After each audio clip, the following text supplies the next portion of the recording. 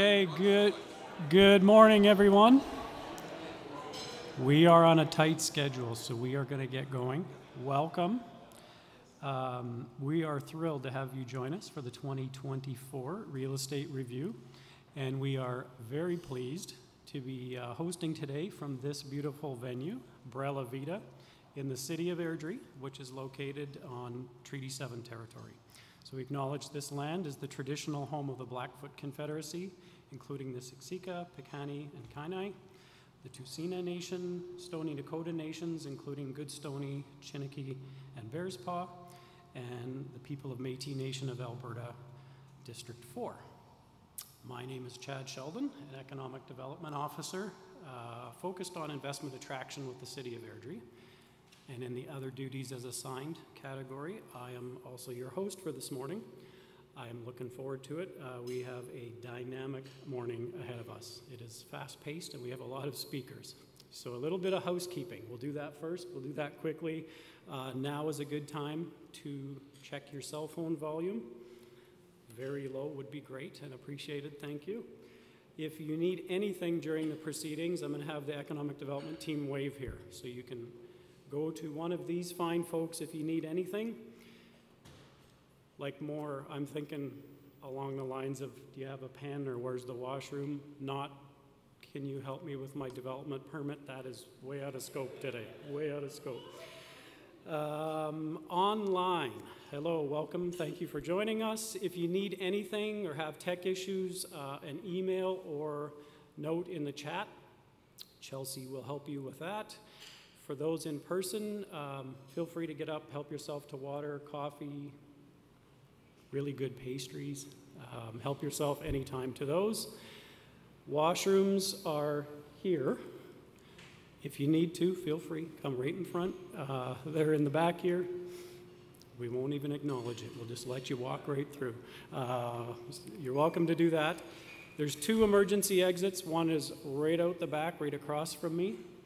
Hopefully we don't need it. The other one is this front entrance. If we do have to run for our lives for some reason, if everybody could meet at the entrance to the parking lot, that's our muster point. And we will make sure everyone gets home safely.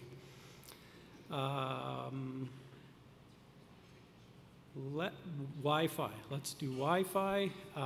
Bella Vita Guest. Your password is the good life.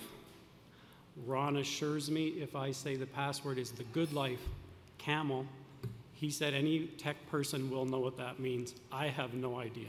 So I do know the password is the good life, and I'll leave it at that. You will notice we have Christy, a photographer. She's on site. If you are camera shy, if for whatever reason you do not want to end up in a photo somewhere, just let our dev team know, or Christy, and we're happy to not include you. But why wouldn't you? Everyone looks so nice today. Speaking of pictures, if you're of the social media persuasion and you're posting about our event today, it's probably a good idea to do that. This is a pretty nice venue. It's a pretty good event. Tag us on LinkedIn. I think that's the term. Mention us on LinkedIn at Airdrie Economic Development. And finally, this event is being recorded. Yes, we will email you a link to the recording. Yes, we will all get a copy of the presentation slides. Okay, so welcome again. Thank you for joining it. This is our fourth real estate review. It keeps getting bigger. It keeps getting better. We have almost 130 registered today. There's roughly 70 in the room, 60 online. Thank you for joining us. We have representation from real estate, asset management, developers, finance. There's other municipalities online. Welcome to you. There's numerous others. Anyway, it's a really good mix in the room today. We're going to try and ensure you get some time to mingle and do some power networking. And we are very excited to share with you the great things happening in our city. We'll show you our growth and how our growth can drive your growth. That's a bit of a theme for today, which we'll get into. I'm confident you'll learn something new this morning, and I'm hopeful you'll also identify some opportunities for yourself or your clients in Airdrie. Let's do that.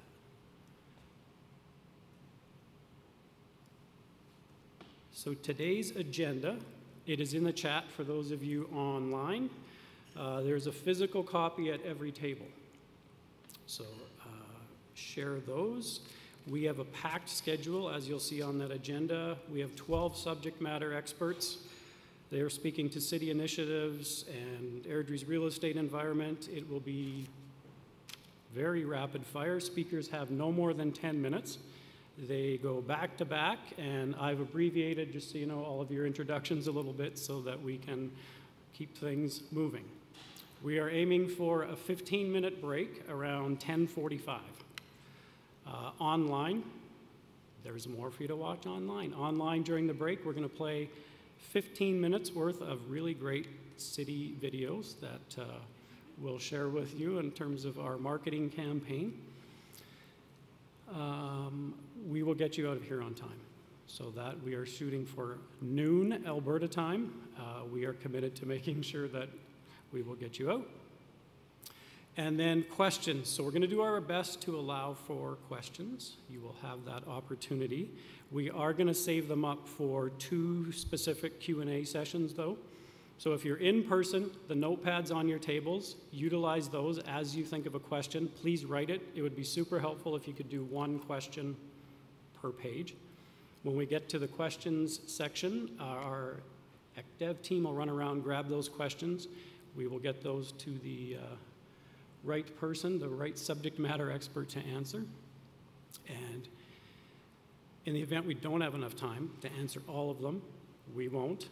We are going to distribute the questions and the answers as a follow-up email after this event. Okay, thank you for your patience. Thank you for letting me get through all that. To the reason that we are here, let's start off with Mayor Brown. It's my pleasure to introduce His Worship, Mayor Peter Brown. Mayor Brown, serving in his 4th consecutive term. That's pretty impressive. Continues to work tirelessly in support of Airdrie residents and businesses. Get out of here. Go on. After 14 years. They know me. Get out of here. Don't waste that time Mayor that you Brown. haven't had. Yeah.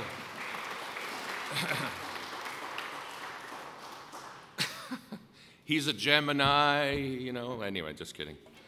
Good morning, everybody. We have a balcony here at Bella Vita. Really? How did you get seats up there? Talkative team up there. Well, we're thrilled to see you all here this morning and online. If you didn't know Airdrie's the place to be, I know the Premier says it about Alberta, but I'm going to say I coined it first. And it's never been more evident in our history with the unprecedented growth that we've all experienced. And a lot of it is thankfully due to the people who are investing in our community currently and the ones that are maybe here or online that are thinking about doing it. I always tell people that I've been in business a long time before I became the mayor, and I honestly believe when you make an investment in this community, you're set. This is where to go. You don't see a lot of people saying, geez, I wish I never did that, ever. It's always very positive outcomes. We have a great team, and you're going to hear from everybody today. I don't get to share all the fun stuff that we're doing because we're going to leave that to our administrative experts to share with you, but this place has been rocking now for a long time, and it continues to really be the place to land. And I'm, along with my council colleagues and our whole administration, we're really proud to call this place our home. So I wanted to touch a little bit about the population. So if you can imagine, we had roughly just over $500 million invested in Airdrie in 2023. And we're sitting right now, or sorry, this was in 2022. And in 2023, we recorded $811 million. Think about that. Yeah. That was somebody that's going to ask for money during our budget that started clapping there. Thank you, Stephen. I'll think about you during budget. No, I'm just kidding. Anyway, I just find it staggering that we're experiencing that kind of growth. But again, it's showing that we're the place to invest in. People see Airdrie as an opportunity not only in Alberta, but across the country and around the world we're seeing. Certainly we're seeing a huge shift on the residential front with communities and cultures coming in from across the world, and it's really an amazing thing to see and to be a part of and to experience. And when I did get a note from a friend this morning, saying that we are number 5 on the lowest taxed cities in Alberta. Number 5. That's pretty spectacular, actually, when you think about all of the amazing pressures that come with growth, and that we'd be able to manage it within our what we're doing right now. Also wanted to highlight a couple of things. I know we've got our Fortis folks here. Where are they? Oh, there is Sonny here yet? He's not here, is he? Why is he always late? Okay. I wanted to share with you that, so they're constructing a second facility in Airdrie, an operations center to accommodate their growth. So we've also got Vesta Construction. If you've been down on the south part of the community on the highway, you're seeing a tremendous amount of growth there. It's the South Village Commercial. It's a 50-acre development with about 400,000 square feet at full build-out. So again, really exciting for our community. Provides employment, it provides shopping opportunities, more services. It's really quite extraordinary to witness that. When we came here in 2002, you couldn't buy baby clothes, right? There was a real lack of commercial for residents, and now we're certainly floating way past that. We also have a development, if you've been on Range Road 292, just up here. East of me, you're going to see Highfield. They're marketing their East Points Commercial Center. It's over 50 acres of employment land servicing is underway currently, I suspect, and I'm certain that our engineering folks will tell you kind of when that's planned to come on stream. So you're obviously going to hear a lot about investment. You're going to hear about our downtown from Medina up there. He's going to talk about our brand new library. I don't know if people have seen that in the downtown. It's coming along quite nicely. And then we're going to talk about all of the new recreation investments that we've made. Is Brad here? Is he coming? Oh, he's late too? Well, we'll have to dock his pay. Brad's going to be talking about all the recreational investments. He's not a director, he's a manager, but his director is not here. So he's going to be presenting, talking about the amazing amount of investments we've made in recreation. And it's exciting, especially for investors, to know that your employees are going to be well taken care of as far as a place to stay healthy, right? We have a lot of pathways, we have a lot of opportunities for people to stay healthy, and that's really exciting. So Brad's going to talk about that. Stephen's going to be talking about our positioning and managing our growing opportunities here. And then I want to just touch on something. So I've been working with a local physician group. If you didn't know, we have a very small urgent care here in Airdrie. Its service is about, I think, 16 spaces. It was just opened up 24 hours, probably in 2017, and that has been over capacity now forever. It's very small, doesn't fit the bill, doesn't have an ambulance bay. It has a lot of things that are wrong with it. So a physician group working in conjunction with a number of consultants and the governor of Alberta have just been approved for a new urgent care facility, emergent care facility. It'll have a couple of overnight beds. It'll have hopefully CAT scan equipment. I don't know about MRI, but our laboratory in the existing facility is not that great. All being expanded, and then they're going to attach a primary care building to it on the second floor. So when you come in, rather than just waiting in the lineup to be seen, because most people are urgent and emergency rooms, if you didn't know, a lot of them don't need to be there. They need primary care support, but they don't have a doctor. We'll be able to find 20,000 new patients for the physicians that'll be there. It's a new concept of dealing with adding more capacity to your system, and they're all, yeah, you can clap, it's good. Yeah. And this has been ongoing. I had a conversation with my friend from the Airdrie Health Foundation, Brandy, back for a long time. We're over a decade into this, and it's finally coming to fruition. So that's very exciting for our community, and again, providing more opportunities for employees and other people to get the care that they need. So really want to thank them for all of their work. So I want to close out, because I know a real jam-packed day, just to say thanks. A lot of you here and online have been contributors to different facilities, but mainly for a lot of our not-for-profits in the community, whether it's sponsoring at a golf tournament or raising money for the food bank or whatever you're doing. Those dollars mean everything to those organizations. I'm here to tell you, we wouldn't survive without the support of the corporations and the businesses that help those organizations out. They wouldn't be able to do what they do. The need has never been greater. I know we're in a really boom economic time in our province, and we're all kind of racing along, but there's a lot of people that are falling off the truck, and we need to make sure to pick them up. And so please know that your contributions to those organizations are so needed, and they are so appreciated. I know that because I visit with their executive directors, I meet with their teams, and I can tell you your generosity goes a heck of a long way to helping those in need. So I really want to thank you. I also want to offer out that myself, members of my council, we're open to have a conversation. If you want to have a political perspective, I mean, I encourage all of you to speak to the experts here from economic development. You'll hear from our city manager. We have a lot of great people that work in this organization, and they have the best interests of our community at heart, and we want to make it easy for you to do business in our community. So if you need me at all, I'm always available. And again, members of my council, they're not here, but I can speak for them. They're available as well to encourage you to make sure that you know Airdrie is the place to be. This is where we want to invest your money, and this is a long-term strategy for a great outcome. So thank you very much, and enjoy your day, everybody. Thank you.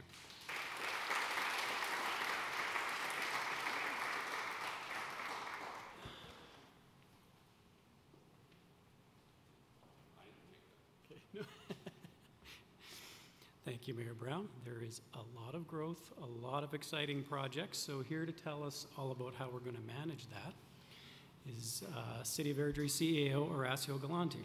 Horacio is a professional civil engineer. He's also credentialed with the International City Managers Association. He serves on several boards of directors, and for fun, he's led expeditions to the highest mountains on each continent. He has scaled Everest from both sides. One would be just lame, I guess. I don't know. He's freshly back from a 100-kilometer trail race through the French Alps. Our fearless leader, Horacio Galante.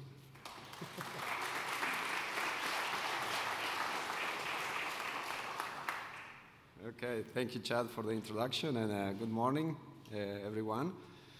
That's what I do for fun, but we're talking serious business now. So, welcome to the City of Airdrie Real Estate Review 2024. What an exciting time to be in Airdrie. Just one question. Have you been driving in Airdrie recently? Probably you're experiencing some of this at some rush hour. As Mayor Brown alluded, Airdrie has experienced very, very rapid growth during the last decade. And this trend will continue, and our forecast indicates that we will cross the 100,000 population threshold in about 2.5 years. So we're expecting to add more than 4,000 new residents this year in 2024, which translates in a 5.5% growth rate. And we're projecting a 7% growth for the next year, with the highest number we have seen since 2014. That was a very high year at about 10%. This unprecedented high annual growth is putting pressure, for sure, on elected officials, city staff, our budget, our infrastructure, and the environment. And we need to keep all these variables working in unison to develop a modern city that maintains a high quality of life for its residents. So maintaining and managing this growth requires innovation and creative solutions, state-of-the-art systems, and the use of technology as much as we can. Working in partnerships with developers and builders in Airdrie and the Calgary region, we tackled together the challenges and opportunities that will allow Airdrie to become the third largest city in the province in just a very few more years. We have an ambitious 10-year capital program in front of us, and that is covering the 7 focus areas that Council has developed for this term. I am confident that working in partnership with provincial government, the development community, and interested investors in Airdrie, we can achieve many of these goals set in the capital plan. Aligned with Council's strategic plan, the executive leadership team, we have developed an operational plan for the rest of this term until October 2025. Some of those projects and initiatives will extend beyond 2025 as we go through a systemic modernization of our internal operations. I would like to highlight here some key initiatives that the ELT operational plan, such as the development of an enterprise resource planning or ERP system that will integrate procurement, finance, and human resources in its initial phase. This system will expand later to other departments in the city and all integrated under the same umbrella platform. Always looking for efficiencies and to increase our level of customer service to the residents, we are creating a new department that we call Customer Experience Department, or CX. This area will now centralize an omni-channel system to communicate with residents and to engage them. We are developing a 311 call center. We'll take text, social media, phone, emails, and other means to interact with Airdrie residents. Also, a 24/7 chatbot is being developed as we speak, and that will allow residents to interact with a digital city hall every day of the year. A few months ago, we did a realignment of portfolios within our 6 divisions, enhancing synergies among various departments, now working together under the same umbrella directorate. City Council also reviewed their governance model, and now, in line with other large municipalities in the province and the country, a standing committee system was implemented, with 3 standing committees aligned with the new city divisional structure. We also launched a digital community engagement and budget platforms to better understand community needs and wants, and to receive meaningful feedback on key projects and initiatives, such as the annual budget process. Advocacy is another key area for the operational plan. Efforts in this area are significant in order to work together within the region and with the provincial and federal levels of government to secure funding for critical infrastructure and recreation needs in Airdrie. In another effort to simplify processes, we have consolidated all user fees and charges under one master bylaw, previously scattered over many different departments. We're also looking into Airdrie's identity and how the city will look like in 20, 30 years into the future. We're very conscious of aging infrastructure, and significant resources are dedicated to perform proper asset management and preventative maintenance of all municipal assets. And last year, we generated the first State of the Infrastructure report.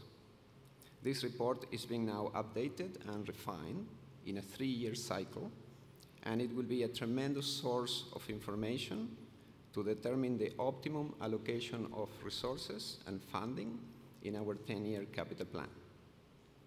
In summary, we are creating the city of the future, modernizing systems and processes, simplifying and streamlining our operations, while growing at rapid pace and overcoming the natural complexities derived from this work. We're also targeting to rebalance the residential to non-residential ratio, currently at 85-15, 85 residential, 15 non-residential, to a better 80-20, or even better 75-25 in the long term, attracting more commercial and light industrial uses in areas like technology development, computing, aviation, transportation, logistical services, and many others. I would like to conclude my remarks expressing my sincere appreciation to the investors that believe in Airdrie, for your commitment to the city and for making Airdrie a better place to live, not only for current residents, but also for future generations. So yes, yes, and yes. Airdrie is a great place to invest. So thank you all for helping us building this beautiful city. Thank you.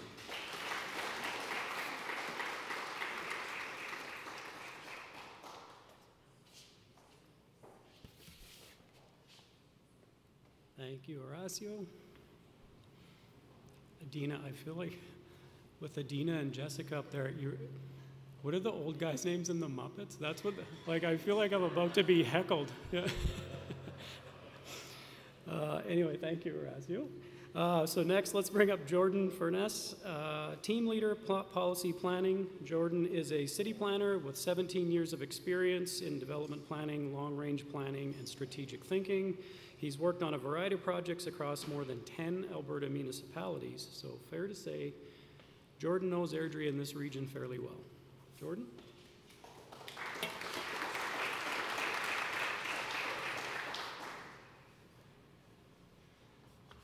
All right, thank you very much, Chad, and thank you everyone for coming today. I have been with Airdrie for just over a year now, and I'm really appreciative of the opportunity and really appreciative of all the great people I have met and been able to work with, including the gallery up top. I'm also very appreciative of what Horacio just spoke about, which is the focus on improved customer service, because if we as a municipality prove we're getting that right and we're willing to continually seek ways to improve, then it allows us to dream even bigger about Airdrie's potential as it updates the long-range plans ahead of welcoming the next 100,000 residents. So what's changed when it comes to long-range planning? Well, Airdrie is now one of 7 municipalities within the Calgary metropolitan region. And Airdrie now has 3 important roles in support of the larger region. And so you can see that up on the screen. The map on the left shows the region with Airdrie up there at the top in teal. We have our ongoing role in providing the land uses and mix of services needed to support Airdrie. And then as well on the right, something that's pretty new is a tri-municipal planning effort, and that's where Airdrie, Rocky View County, and Calgary will be working together on coming up with a plan to work together on these lands that involve the south side of Airdrie, a bunch of Rocky View County, and the north end of Calgary.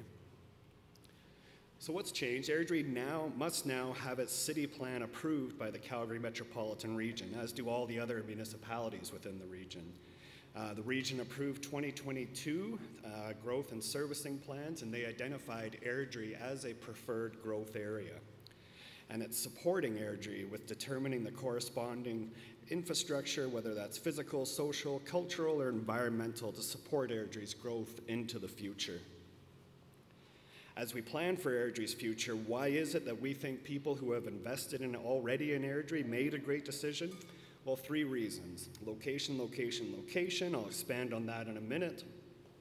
Secondly, while the region board has identified Airdrie as a preferred growth area, and we estimate the current boundaries could hold eventually up to 300,000 residents, the lands to the west, to the north, and to the east of Airdrie are not preferred growth areas and will remain the traditional prairie areas for many decades to come, helping Airdrie retain its small city feel. And Airdrie is poised to benefit from the regional board identifying Airdrie as a preferred growth area by helping advance the needed public infrastructure investments, as I mentioned, and it includes right now studies ongoing around regional transportation and transit master planning, and work to update regional population and job forecasts. So, this may come as a surprise to many of you, and admittedly is tucked deep within the fine print, but investing in Airdrie means investing in one of the world's most livable cities. Who is saying that? It's not just us. For over 20 years now, the Economist Group's intelligence unit has published a comprehensive global ranking of up to 172 cities based on assessments of stability, healthcare, culture, environment, education, and infrastructure. It's not a perfect assessment, no study is, but after 22 years, this ranking and the public's awareness of it continues to grow. And the Calgary region has consistently found itself within the top 10 out of 170 plus global cities. So our thought is, if communities in the deep south of Calgary are, by a way of being within the Calgary municipal boundary, also within the 7th most livable city in the world in 2024, then Airdrie is also an equal beneficiary of the economist criteria. Airdrie is located closer to places such as downtown Calgary, an international airport, a zoo, a science center, and as mentioned earlier, future significant investments in healthcare. Further, Airdrie has recently approved an exciting downtown growth plan that is supported by the province through a new Community Revitalization Levy that will invest millions of dollars in downtown Airdrie. When it comes to formally aligning our plans with the Calgary regions and by extension the provincial governments, these 3 documents are the targets that, for the regional alignment policies. On the left is the Airdrie 1 Sustainability Plan, which was approved in 2012, which we are starting the update on. And then in the middle is the key Airdrie City Plan, which identifies the land uses and the service levels that we expect and intend to provide as we grow from 85,000 and up. And then on the right is a 2018 land use plan that looks at the annexed lands and talks about the long-range future growth and that mix of residential and employment uses. It is these plans, especially the sustainability plan and city plan, that I think have performed very well. And we're requesting a third-party review of that success to again make the case for increased public infrastructure investments needed so that Airdrie can continue fulfilling its past informal and now formalized role as a preferred growth area within one of the world's most livable city regions. We have an engagement page open right now, involve.airdrie.ca/cityplan. Please check it out if you have a chance. We're collecting comments in this phase until September 27th in terms of looking for ideas to best update our local and long-range plans. So just a quick look, this is coming from the growth report that was just released in terms of where has the growth been happening, so a bit of a heat map, and you can see it's generally been in the south and west sides of the city. As we look to the next 100,000 people, we anticipate that pattern to continue, and subject to having the leading infrastructure in place, most growth will occur in the west and southwest areas of the city. So you can see the red numbers in the southwest, expecting of the next 100,000, 50,000 would locate in the southwest, 28,000 in our downtown and central areas. In the northwest, 8,000. In the northeast, that's where services will take a little longer to get up there, so only small growth anticipated there. And in the southeast, 14,000. So that's that 100,000 estimate over about a 30-year range if the growth continued as it has been happening. So just zooming out again, the outcomes of the upcoming tri-municipal plan will have lasting impacts on the future land use and mix and services needed within Airdrie. Within Rocky View County, the fast-growing Balzac industrial and commercial lands are there and attracting investment. However, that area cannot succeed to the fullest extent without having an employment and customer base coming from both sides, being Airdrie and Calgary. So the Balzac area and the large amount of lands there between Airdrie and Calgary that don't currently have a growth future defined or should not be seen as a threat to Airdrie's continued success. Instead, the lands and the tri-municipal planning work represent a great opportunity to collaboratively inform Airdrie's important role in the Calgary metropolitan region. So in conclusion, since 2014, when these last city plan was put in place, I believe Airdrie's long-range plans have helped the city realize its role as an important partner within the Calgary region. Having now been formally identified as this preferred growth area and soon to have that tri-municipal plan approved, which is intended to be approved for August of 2025, it means that we can identify the land uses and services needed to satisfy the aspirations of all Airdrie residents and customers today and over the next 30 years. And in closing, despite the Scully, I just want to say I am proud to be helping Airdrie visualize and communicate the type of private and public investments that we're hoping for, that you want to make, that you're interested in making, to help Airdrie grow well over the next 30 years. Thank you very much.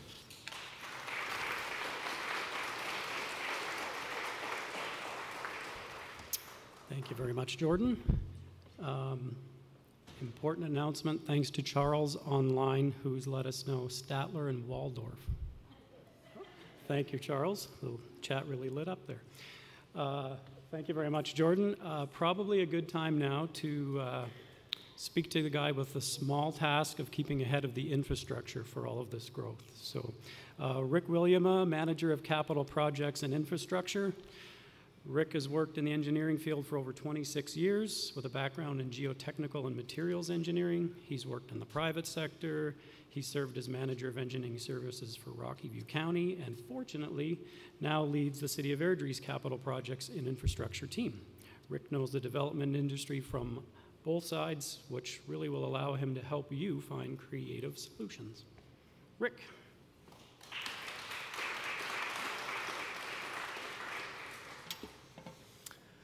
Hi, everybody. So I have the small task of presenting on mastering infrastructure. So what does that mean? Really what that means is planning for the future. Just a question, is there any way that we can maybe get so the screen can really be seen fully at some point? It must be one of these windows, I'm assuming. So mastering infrastructure, what does that mean for us right now? Really, that means looking at transportation and utility planning. So what we've done is we have, with our consultants, worked on a number of projects and look at addressing the infrastructure needs for the city until the build out of the entire current boundary of the city. What does that mean for a time frame? That's not a 10-year or 20-year kind of time frame. That is all the way out to 2090 plus, so 65 plus years. So that's obviously a lot of assumptions in there. We know that what we are assuming today isn't going to necessarily transpire, but that's why we do updates every 5 years, is to true that up on a 5-year kind of basis. A lot of things will be variable, population being the number one thing. Right now, we have done a transportation study that looks at population thresholds at 2028, 2039, 2065, and then the ultimate, which is 2090 plus.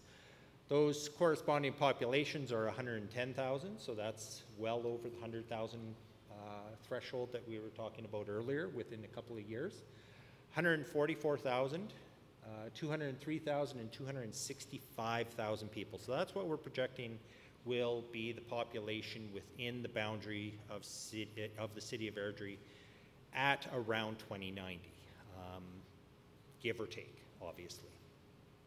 A lot of variables went into that. So one of the key things is, what is the density? So that was one of the key changes from our last transportation master plan, was we noticed that we were really experiencing higher densities than what we had predicted in the last transportation master plan. So we've trued that up and try and use our crystal ball that looks 65 years into the future and come up with population and employment numbers corresponded to that.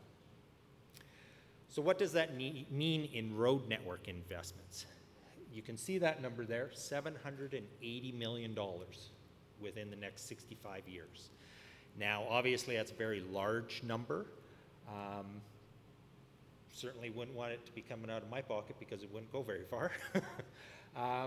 But really what that means is that's a transportation investment of about $12 million for the next 65 years.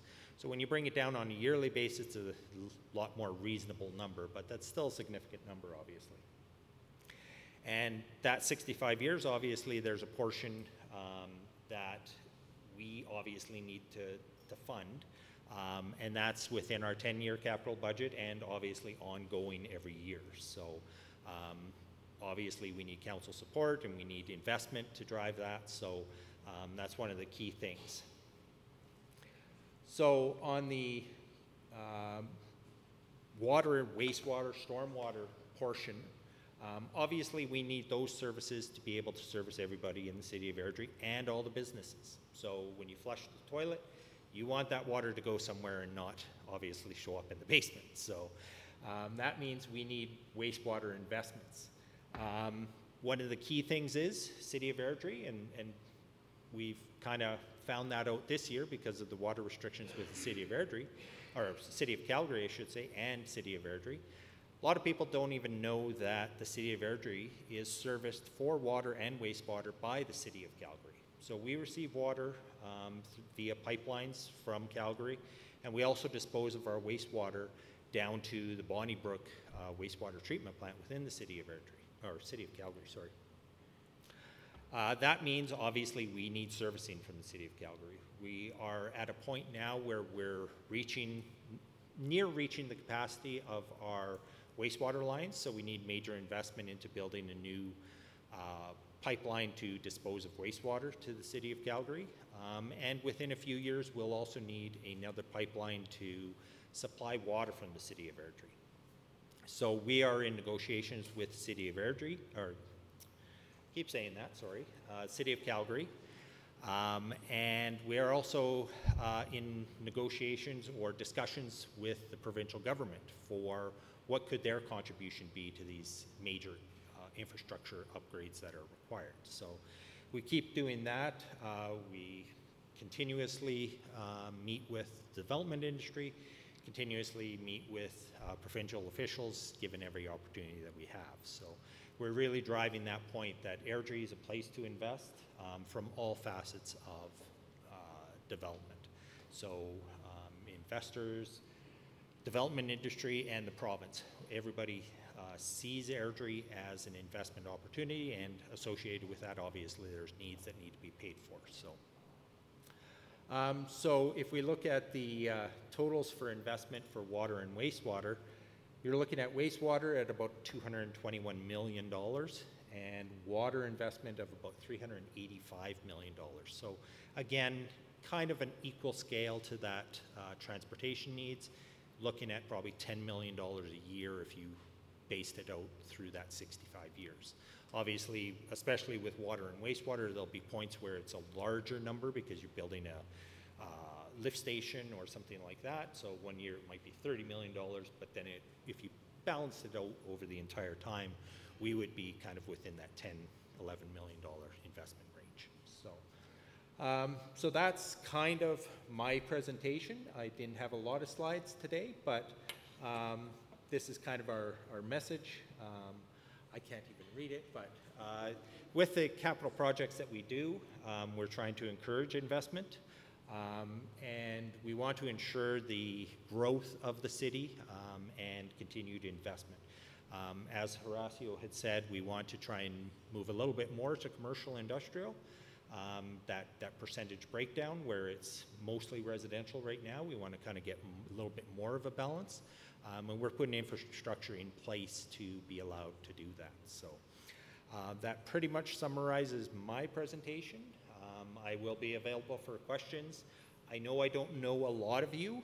If you do want to come and introduce yourself to me at the break, I'm more than willing to have a discussion with you also. So appreciate it.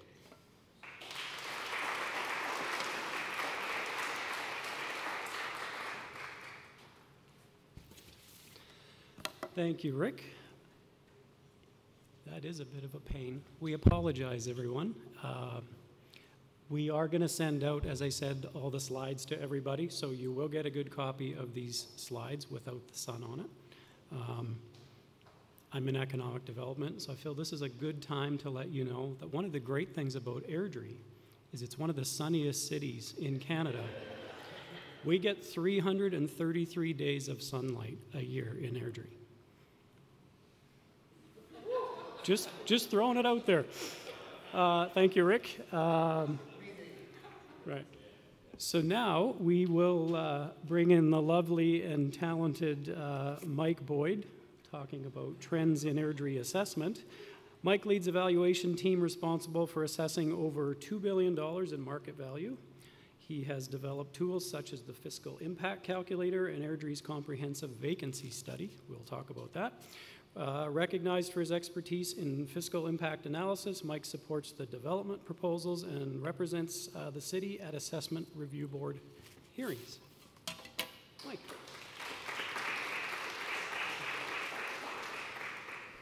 All right, thanks, Chad. Welcome, everyone. I think this is the sun trying to tell us that numbers are boring and we don't need them, so I appreciate Chad mentioning that all the information will be available for everyone after the presentation.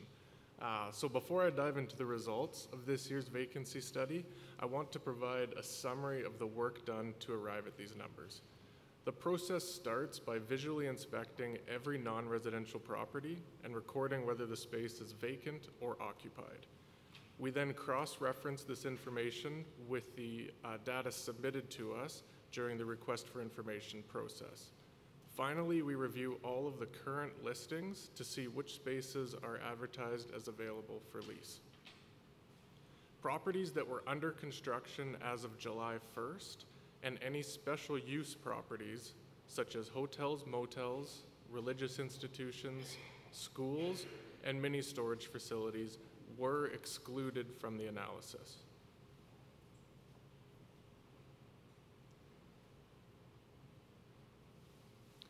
So in 2024, the overall vacancy rate in Airdrie is 1.47%.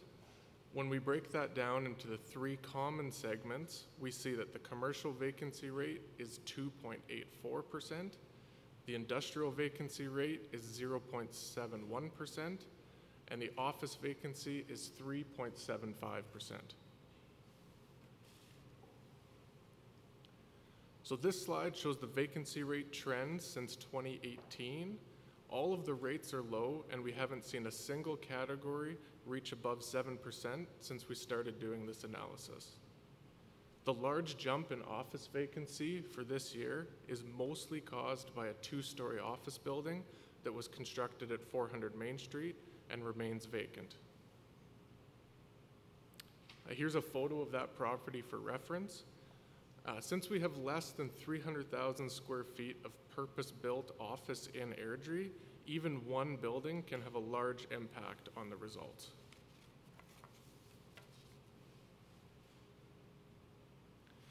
In this graph, we've analyzed the commercial vacancies into three size categories: under 1,000 square feet, 1,000 to 2,500 square feet, and over 2,500 square feet.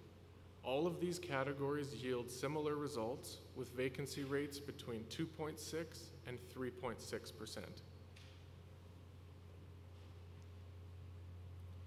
When we break down the commercial accounts by property type, you can see that the multi-tenant CRU spaces have the highest vacancy at over 5%, and even though the rate is slightly over 5%, this is still a stable rate and indicates a balanced market.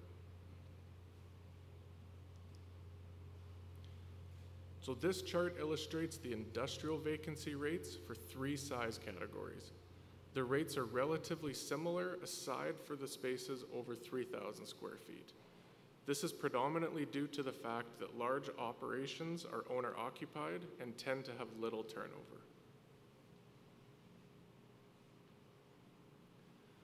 Looking at the industrial vacancies by property type, all categories have low vacancy, with industrial condos having the highest of the three categories.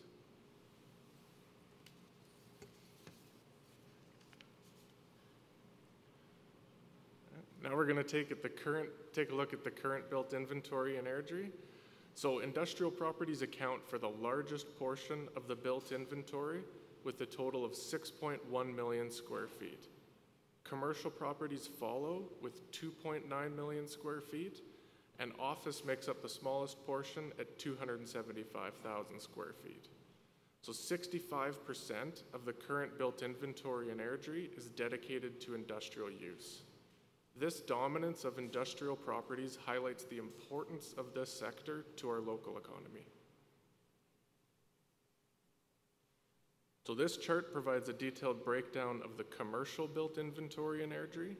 and understanding the distribution of property spaces can be valuable for businesses seeking commercial spaces and investors considering real estate opportunities.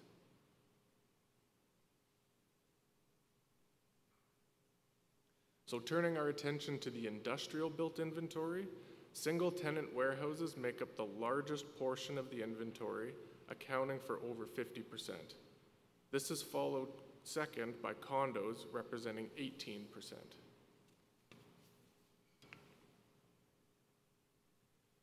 So when we look at the overall assessment base for Airdrie in 2024, the total assessed value has increased significantly from the previous year.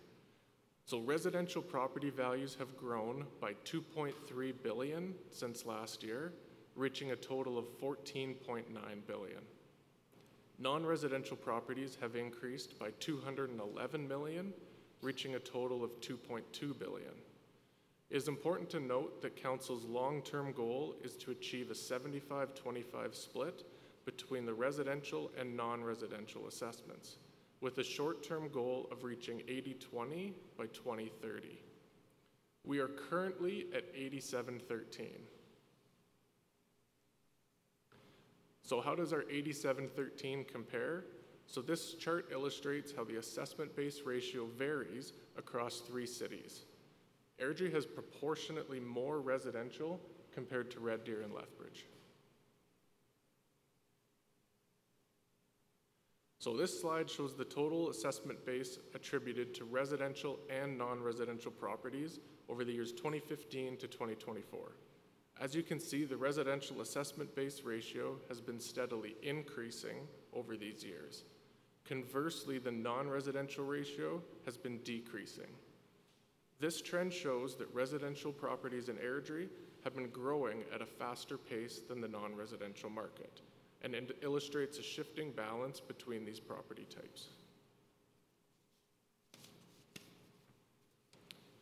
And finally, Airdrie has experienced a remarkable 36% growth in parcel count since 2015.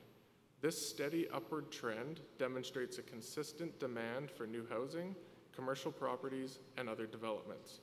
It's clear that Airdrie is a thriving community with a bright future ahead. Thank you for your attention, and I hope you enjoy the rest of the presentations.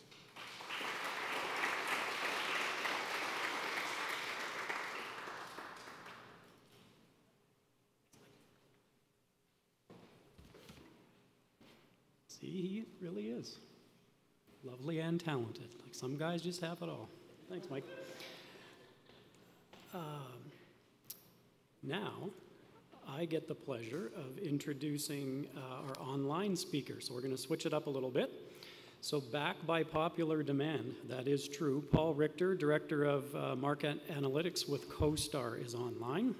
He's joining us from Vancouver. As you will see, he is a wealth of knowledge. Paul has over 20 years in the Canadian real estate industry. He has overseen commercial real estate research teams nationwide. He's been at the forefront of real estate data product development and conducted thorough market analysis on a wide range of industries affected by real estate dynamics. He does know what he's talking about. His work within the brokerage and appraisal industries, as well as a tech startup, provides him an understanding of the industry from many angles. Over to you, Paul. Great. Thanks very much, Chad. Am I coming through okay? Clear. You're in the sun. It's bright and sunny here. Okay. Well, I appreciate you the introduction. Thanks very much for having me to present. Give a quick rundown on the commercial real estate markets. Next slide, please. So we can click on to the next slide. I can just see the corner of what you're showing up there. And if we can go one more. And yeah, that's great. So just a quick rundown. CoStar tracks commercial real estate in major markets across Canada, through US and in Europe. We have a lot of employees. We have a lot of brands and a lot of users with traffic to our web pages. Next slide, thanks. And the next one. Great. This is how we collect our data from a variety of sources, including the largest collection of researchers, along with data input directly from brokers and users. We also, next slide, please. We also gain access through a number of different data feeds in Canada, upwards of 15 currently. So that's just the quick elevator pitch or update on who CoStar is. If we can flip ahead to two slides. And right, so I'm going to start off with office and work my way through. So a bit of good news relative to other markets in Canada. Calgary's office space availability is really the only market that's trending downward. Obviously, the market has had a few years head start on others in terms of spiking space availability, but it's also seen a couple million square feet removed from inventory, approximately 2.5% of the inventory for conversions. But the ball got rolling in 2022 when the leasing market returned and was hot at that time. Now, as you can see here, Airdrie's office market is tight and will continue to be tight for the foreseeable future. It's recovered from that spike that we see in 21 and continues to be well utilized by local private firms. Now, this is just lease space. The condo market, as I'll share in a bit, is a big part of Airdrie's office market. Next, thanks. So in terms of momentum in the Calgary region for office leasing, you can see here that the market has slowed dramatically, stabilizing at a new base level. Roughly 500,000 square feet of leasing activity quarterly. Now, there is some activity that we aren't able to capture, so there might be a little bit more activity than what we're showing here, but overall, leasing activity is slow. Next slide. Despite its level of availability in Calgary, we anticipate that rental rates in the region will improve. Now, they're improving from a level that is pretty close to trough rates. And by late 25, we anticipate economic conditions to have improved and that traditional users, engineering, construction, oil and gas adjacent firms will continue to vie for space in the mid to top end of the market, pushing the overall rental rate upwards. Edmonton's in a similar situation, though not likely to see the same upward movement as Calgary. Now, these rental rates are based on gross values, so keep in mind that this includes the growing op costs associated with operating a building, but also doesn't take into account the incentives or the landlord cost of improving space. Net effective rent growth isn't going to be as robust as what you're seeing in this chart. Next slide. Airdrie, isolated out of the region, shows how affected the market is to the overall drivers of the region. Airdrie will be pulled along with the overall metro numbers, marginal rent rate growth, even as the macroeconomic headwinds continue. Airdrie, given its size of the office market, the profile of tenants being either satellite or small to medium-sized businesses serving the local community, and a much tighter space market, is likely to outperform the greater region by the latter half of next year. Next. Now, in a segment of the market that more affects Airdrie, the office condo market is doing quite well, having already exceeded 23's volume and on its way to a 5-year high. This chart is slightly understated as we don't typically track deal activity below the $500,000 mark. We have some, but it's not a comprehensive list. Next. Now, like the leasing market, the office condo market is tight in Airdrie. Currently, the listing inventory is low.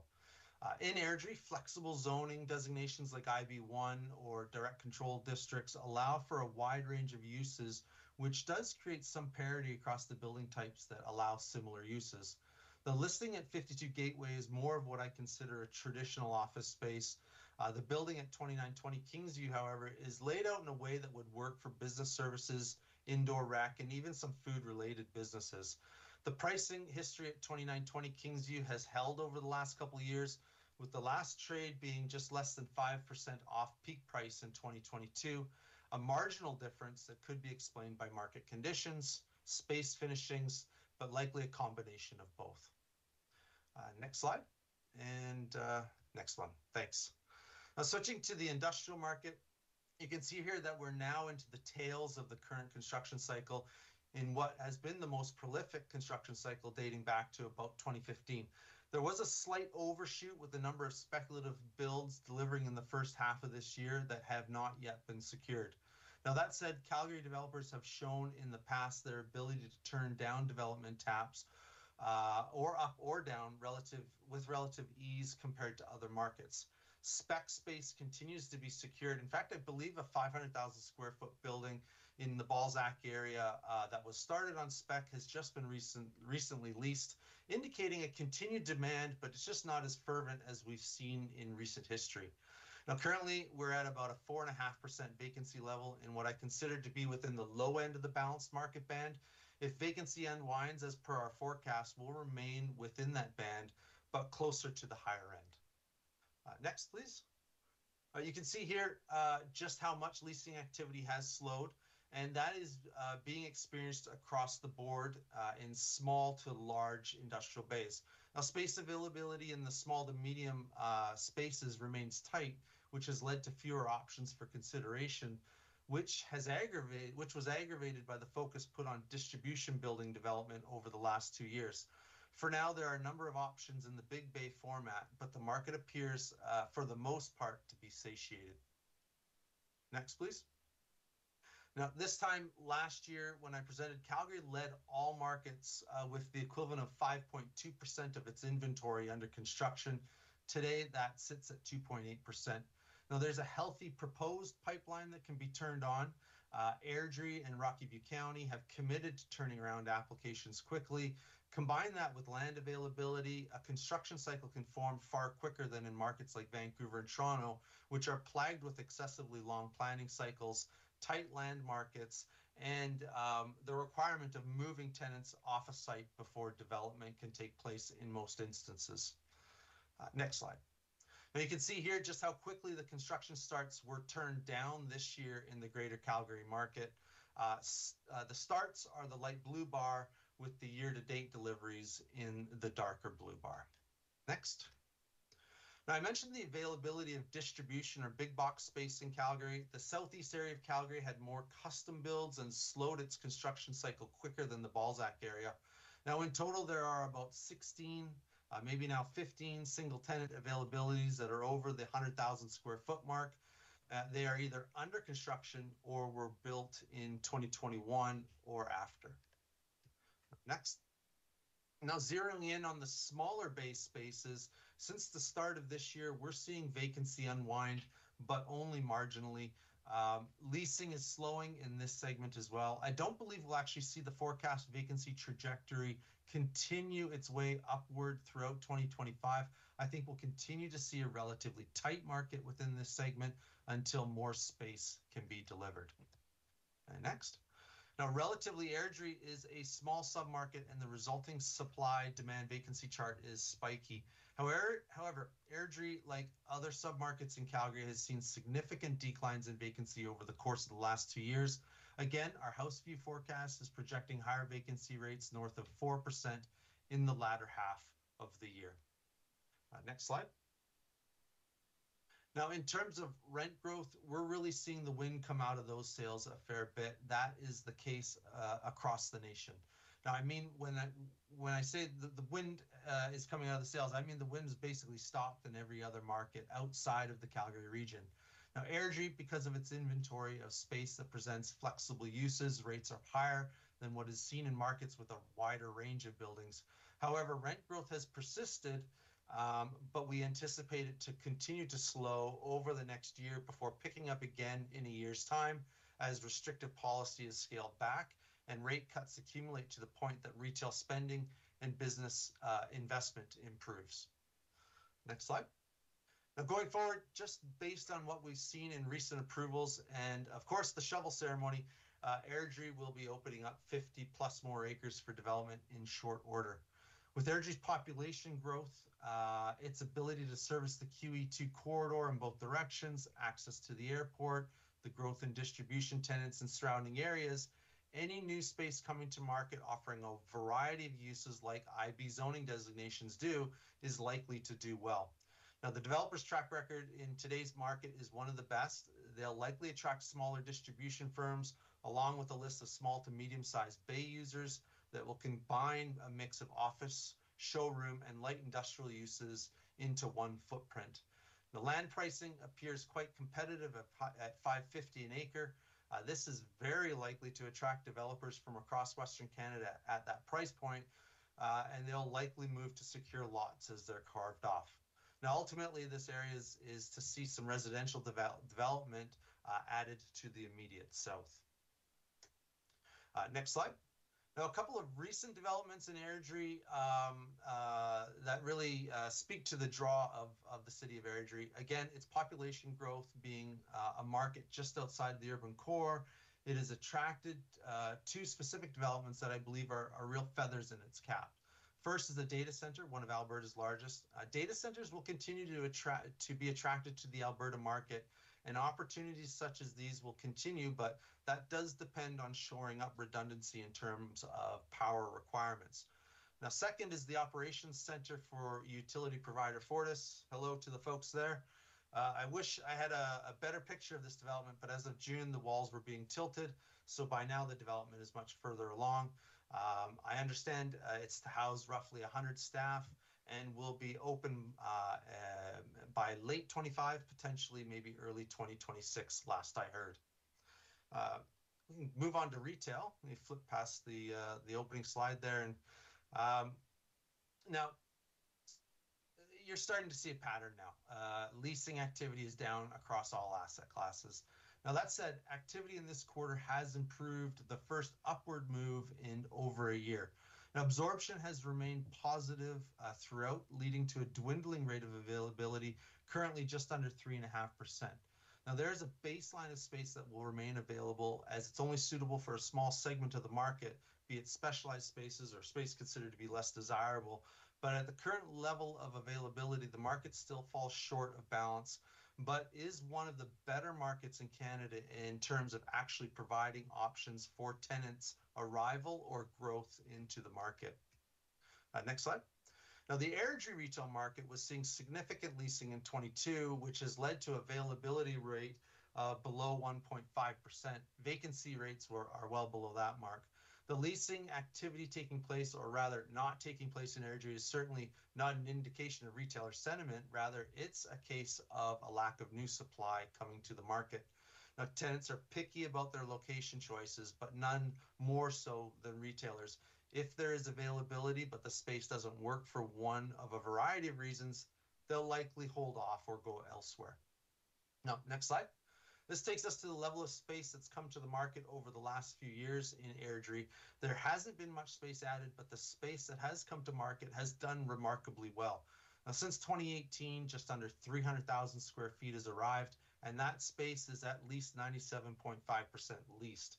Next year, however, by the end of the year, we should see an influx of space at a new project in Airdrie. Next slide. And that's the previously mentioned South Point Village. Overall, the development will take place over 50 acres, yielding approximately 400,000 square feet. It's in a format that's been doing exceptionally well throughout the Calgary market, the outdoor shopping format that is supported by new residential development nearby or on site. Now, this first phase is being marketed. Currently, the uptake has been healthy in the CRUs, and it will be anchored by a grocery store at the south end. I believe 2, maybe 3 of the buildings have already started construction, and that the pre-leasing is going well for the first 100,000 square feet expected by the end of next year. Next slide. Now, regarding rental rate growth in Airdrie, we expect to see the market outperform the greater Calgary market, with rent growth continuing to improve for the foreseeable future. The primary driver being consistent demand in a very low vacancy environment. The addition of South Point Village any other new projects will push the market rent growth upward as the result of the introduction of that higher end or newer space to a smaller submarket. Next slide, thanks. And so moving over to the multifamily market, you can see here that the number of new units under construction in Airdrie, approximately 220, is about 3% of the total inventory of units under construction in Calgary.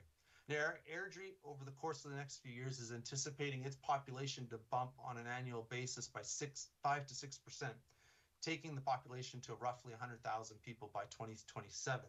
So it will need to continue to see this degree of rental development as it continues to add population, as well as retail and industrial space. Now, the demand for housing will be sustained, driven by interprovincial migration and the growing inventory of businesses occupying new commercial developments that will be coming to market over the next 2 to 3 years alone. Next slide.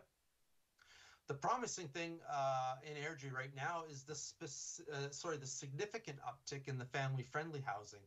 Units at the townhouse development Jade by Carrington are a perfect example. 3-bedroom townhouses between 1,300 and 1,700 feet. Notably, it appears that the smaller units went relatively quickly, whilst the 1,700 footers are available at approximately $2,800 to $2,900 a month. And units like these will be popular with families seeking to move out of other markets, other metro regions in search of affordability and quality of life improvements. Now, for comparison, Vancouver is in the $4,500 to $5,000 a month range for newer 3-bedroom townhouse units that are often much smaller. Next slide. And I still refer to Airdrie as being undersupplied and in a state of imbalance due to the extended run of sub 2% vacancies. With the influx of brand new units in submarkets throughout the city of the region of Calgary, there may be some upward movement in those markets by tenants upgrading their space, thereby increasing tenant movement and unlocking a new batch of availabilities each month. With the net migration numbers still robust, I expect added demand in the more affordable end of the market. This will keep a lid on any vacancies experienced by renters moving to the city of Calgary, hopeful of taking advantage of availabilities there that have been created due to the influx of new rental markets in the city-specific area. Next slide. And lastly, last slide, we can expect, this is what we can expect for rent growth. So in the quarters ahead, Airdrie will trail the city in terms of actual rent growth, but that is primarily due to the effect of the brand new properties and the I believe 7,000 units that are under construction currently really pushing the rental rates upwards in the city. Rent growth continues to be stubbornly high, though it is off its historical peak. I still feel that our forecast is a bit conservative given the demand Alberta generates from across the nation. Additionally, Airdrie's low vacancy rates will continue to create a very competitive market, which also will affect the rate of growth in terms of rental rates. Now, as tough as it sounds, if rent growth persists, it will give developers more room in their pro formas. Without the rent growth we've seen over the past 2 years, I suspect many of the developments that are coming out of the ground today would likely have had hit pause or been tabled for development further out. That's it for me. If anybody has any questions, that was a real skim across the commercial real estate market. Happy to dive a little bit deeper into any one of these slides. Feel free to contact me at the email there if you can see it. And thanks very much for your time.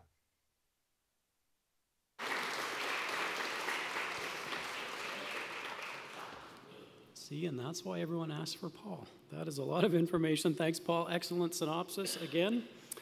You can read more about Paul's non-residential market update in our 2024 growth report. Speaking of which, hot off the presses, I will tell you how to get one of these, by the way.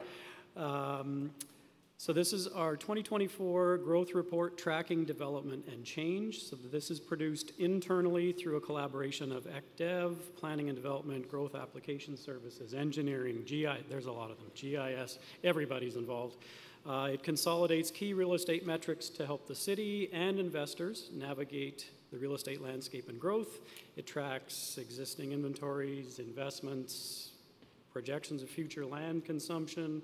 It's a treasure trove, really, it is. And who better to speak to that and the highlights of it than the brainchild of it all, the growth report guru, Krista Sanders. Krista's an economic development officer focusing now on housing capital strategist role. Krista has extensive residential real estate background, a diploma in urban land economics, a certificate in economic development. I'll stop there. Krista, over to you. Thank you. Thanks. Great to see you all. So today, everybody has given so much information already. I am going to go over some of the key stats, starting with the land inventory, the non-res built inventory, highlight the investment that we saw come in last year, and kind of round out the forecast on a very micro viewpoint, short time frame, 5 to 10 year forecast. So we're going to start today on how to leverage the maps in the report, and this is high for short people, actually. This map identifies all the community area structure plans approved or going through the approval process, so you would just have to refer to the legend. As at December last year, Airdrie's land inventory showed roughly 5,000 acres or 2,000 hectares in the CASP approved and CASP under review categories. Just a reminder to go to page 32 to get an idea of what that definition of res and non-res is. It doesn't include all forms of land use, and it's intended. Yeah, so there's a significant amount of land in these two categories. We anticipate that to be a 3 to 5 year lag to market, but as Rick has pointed out, there's a significant amount of those lands that aren't expected to come on 10 years plus.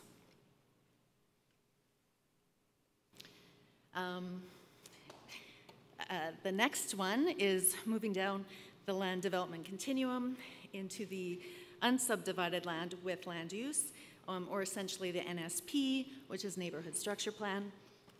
New this year is the parcel map, which clearly identifies under the legend all the way from NSP to construction at a stationary point in time.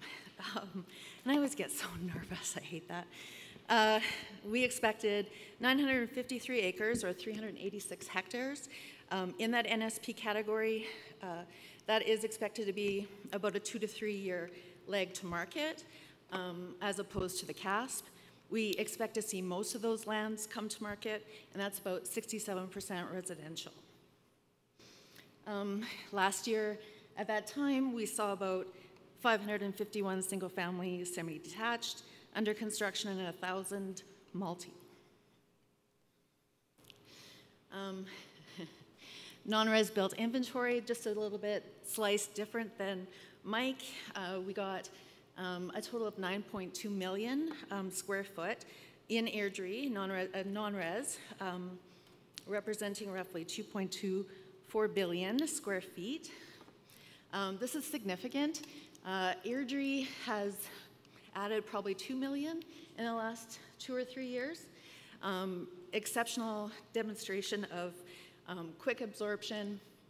The Northeast sector itself is our employment engine of the city. Represents about 5.3 million square feet. Employs over 6,700 people, and that build-out could accommodate 13,000 jobs. The thing that I love about that employment is that anywhere in the city is within 10 kilometers. That's exceptional. Employment data, speaking of. Like Airdrie's population growth, business and employment in the city has maintained a trajectory of growth since 2019. Airdrie has seen a 20% increase in home-based and storefront business licenses. Storefront actually saw a 6% year-over-year growth rate, arriving at 1,207 business licenses in 2023.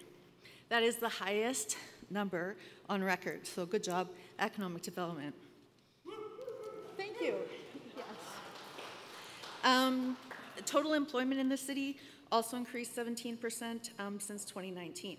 And as the Mayor and CEO have pointed out, our growing population is feeding the demand for commercial activity. And industrial-focused businesses are starting to see the benefit of a directly localized, skilled, and educated workforce right here in Airdrie. So takeaway here, activity breeds activity.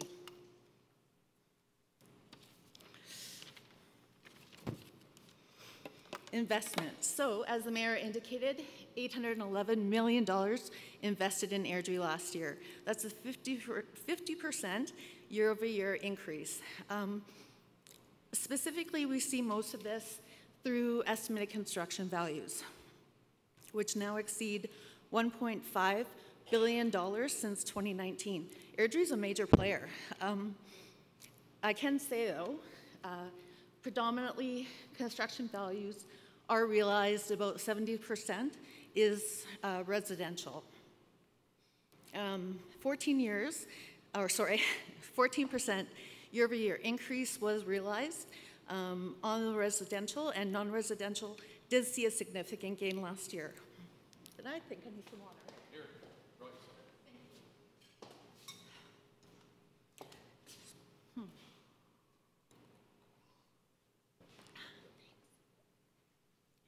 Much better. I wish I could just do this so smoothly. Last year's non-residential estimated construction values show increased municipal and institutional investments, such as the multi-use library, as we talked about, and the expansion of the city parks operations in Chinook Winds. Increased and estimated non-construction values saw 285,000 square feet come to market, private and public sectors, and 470,000 square feet of improvements in existing spaces. And we'll talk a little bit about the residential permits. Airdrie saw an increase last year. This increase was mostly felt on the multifamily side. There was a slight decline in single family, but that did offset that overall decline, the multifamily did, arriving at a 7.3% market share overall, which is a market share Airdrie has not experienced since 2014 to 2017, where we hovered around the 7 to 9%. Of substantial note is the composition. You can see a significant shift to multifamily, driving the single-family home percentage down to about 44% over 2021 to 2023, whereas in the past we averaged about 62% during the 2018 to 2020 years. Of great surprise was the significant decline in semi-detached, which was only represented about 9% last year. I think it's a clear indication of how market industry is able to pivot to market needs, and that flexibility is king. Of interesting note too, and as Jordan has alluded, central and southwest sectors really account for the large line shares of the permits. We saw about 636 and 446 total permits, respectively, in each of the central and southwest just for last year. Those are big numbers for Airdrie in a community. Roughly, that accounts for 83% of the new market here in Airdrie. Southeast sector, and of course I would refer to our maps, saw about 169 permits in 2023, with only one developing community. Forecasts. So we're very much a micro viewpoint, 5 to 10 years out. This is our land absorption forecast. We define that as lands entering subdivision servicing agreements. For the first quarter of 2024, our growth projection committee arrived at 1,568 acres forecasted over an 11-year period, actually, and averaging about 143 a year. 94% of that is expected to be residential, and a much shorter time frame, 5 years out, we average about 159 residential a year, 11 commercial, and 8 industrial. I think those are what's really key here to note is in the last 3 years, Airdrie has seen 143 acres of non-residential lands enter that process. That's exceptional for Airdrie. We now have a demonstrated absorption rate to put on the non-residential lands. In addition, we have maintained exceptionally low vacancy rates, so the demand is clearly evident. Our forecasts for the non-res do remain quite conservative, but we feel bullish, especially with Highfield out in the northeast.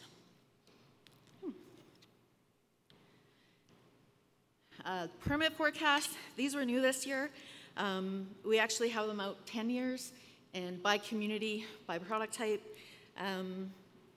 We do expect to see a high volume come in, with 2026 and 2027 being peak years at about 2,000 permits a year, which is exceptional. I don't know if anybody follows Calgary, but these are numbers that are pulled out of Calgary, absolutely within certain sectors there. That composition expected to look about 59 single family, 41 multi. And lastly, populations. Excited to be on the last page. Population forecasts are done based on December 31 at the end of every year, and they don't directly align with their census. At the time, and I gotta do this again.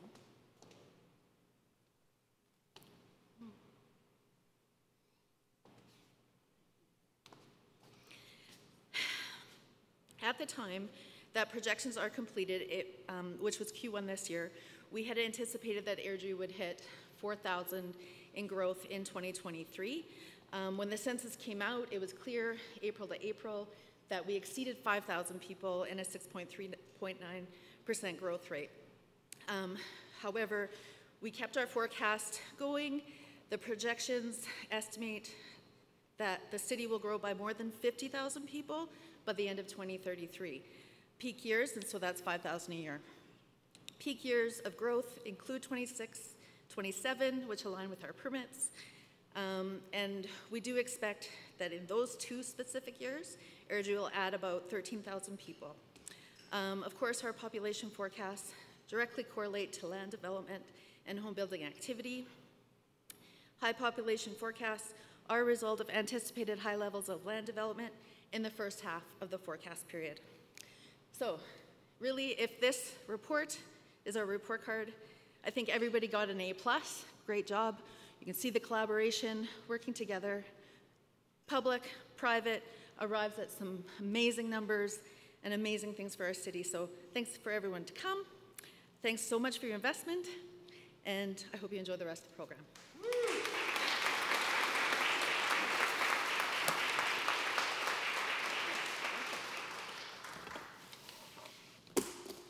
Excellent, thanks Krista. That is a hard report to summarize in 10 minutes, so well done, thank you.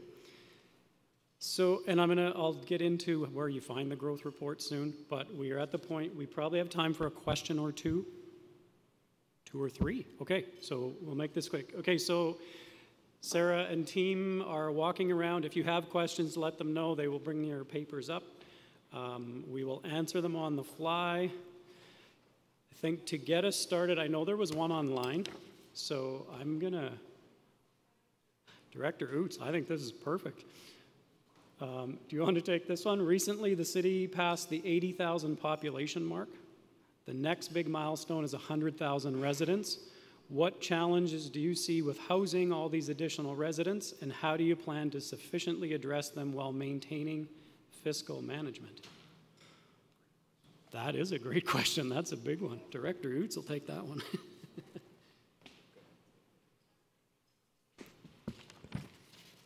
Thanks. Yeah, that is a great question. And when I think about that one, for me, it's one that has a strong correlation primarily to finance and infrastructure, even though it mentions housing in it. Because primarily, I'd say that as a municipality, we expect that housing will continue to be developed by the private development capacity, without the city taking on a major role as developer or home builder. Most of the actions that we proposed in our Housing Accelerator Fund application spoke to that, focusing on funding for infrastructure or on increasing staff capacity in order to maintain or improve regulatory service levels for those residential housing applications. In short, that we would make it as simple as possible to build here and contain that explosive population growth. That being said, I will say from our census, and if you look at the growth report, people per unit is increasing, so clearly people are making some own adjustments on their own. But assuming that the industry can generally service the market demand, then for me the remaining question that is implied there is how can we afford the services that the increased population will want? And that is the component that so strongly relates to finance and infrastructure. So we've long had some strain on our municipal amenities and services, oversubscription, etc. And I think we recognize that we cannot continue to be attractive in the competitive market for talent, which means new residents, without constructing new infrastructure like regional water and sewer lines, fire halls, recreation centers, and things like the new library. We need these things now, but we collect money only incrementally from growth through development levies. So anything that's unfunded in the gap requires debt servicing, which means increased taxes. And as I'm sure you can put together, both of those may lead to decreased financial competitiveness for growth. And that's not specifically new. I've been saying this to our Development Investment Forum since November 2018, that it's illogical to think that we can be further from the water source and the sanitary treatment and still be cheaper than our competitors. But what we will propose as administration is the most prudent means to prioritize and finance the projects. The levers to be pulled here include the order of the major projects, the timeline gaps between those projects, the use of reserves as funding sources, the borrowing rates that we get for those projects, as we're now allowed to go to private lending institutions, giving us more repayment flexibility. We'll also continue to pursue grants like HAF and lobby the provincial government. And the next question I have is about lobbying for the importance of our community as a key growth area in the province. Council will still have difficult choices to make to support robust growth, but we will endeavor to provide the best possible choices to lessen that impact. What we will also do is help to educate Council on the correlation between land use types and densities and the long-term financial sustainability. We've engaged the University of Calgary to help us with an urban modeling project that analyzes the long-term financial benefit of those various types of land uses and densities. Fundamentally, there's a lot more financial benefit to having increased density, particularly for residential development. And I foresee us continuing the trend that Jordan talked about with increased residential density and more work being done to attract commercial development as two of the most significant pieces to remain financially sustainable. When I think about that question, for me, again, how do you house them all? Assuming that there's private capacity to do so, the real question for me is, what do we do in order to provide the services that will keep that growth coming? And for me, if I was to summarize it, I would say that while we may be reaching the end of very cheap growth, we are about to start a very long-term, sustainable, competitive growth. And I think that's what Airdrie is positioning itself for. So hopefully that answers that question. You okay if I just segue into the second one? Because someone, yeah? Okay.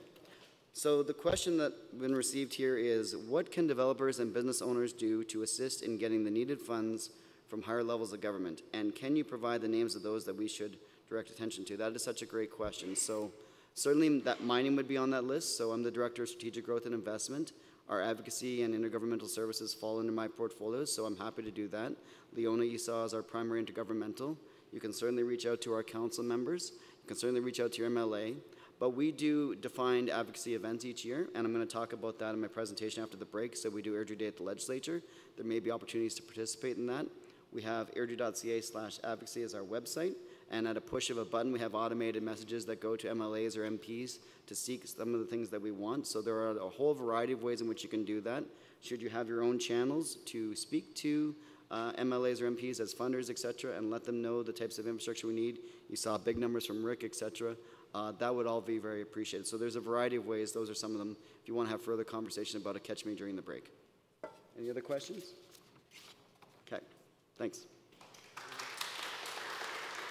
We're going to let you off the hook, Director Oots. One came in for engineering. Rick? Is this about, two of them? Yeah. Is this about a 2-minuter?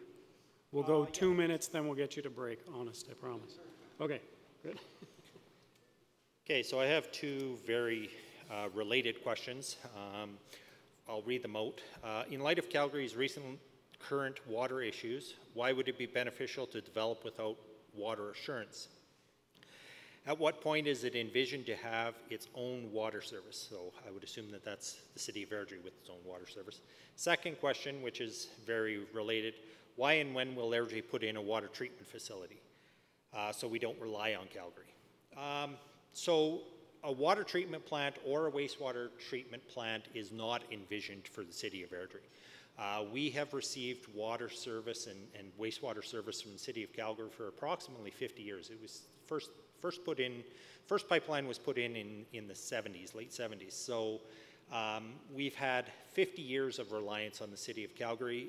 The only time that we've really run into an issue was this year with water restrictions.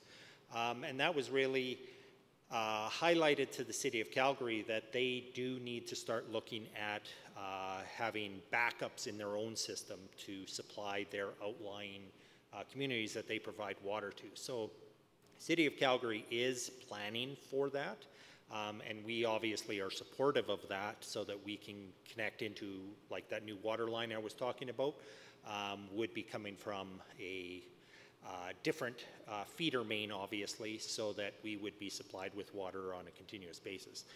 City of Calgary, rightly or wrongly, had a infrastructure failure this year, and unfortunately that directly affected us as well as Chestermere and Strathmore.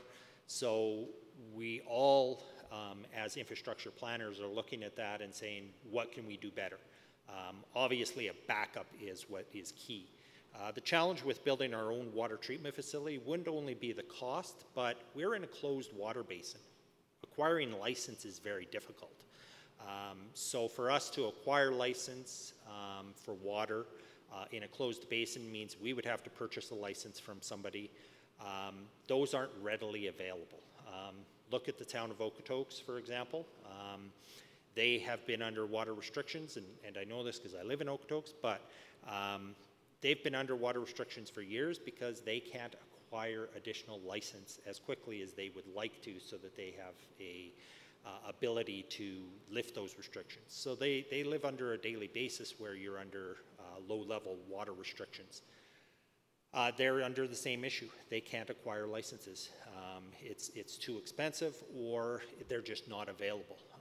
And the way that the provincial system works is as soon as you purchase a license, you're going to lose 10% of that license because the province is clawing that back.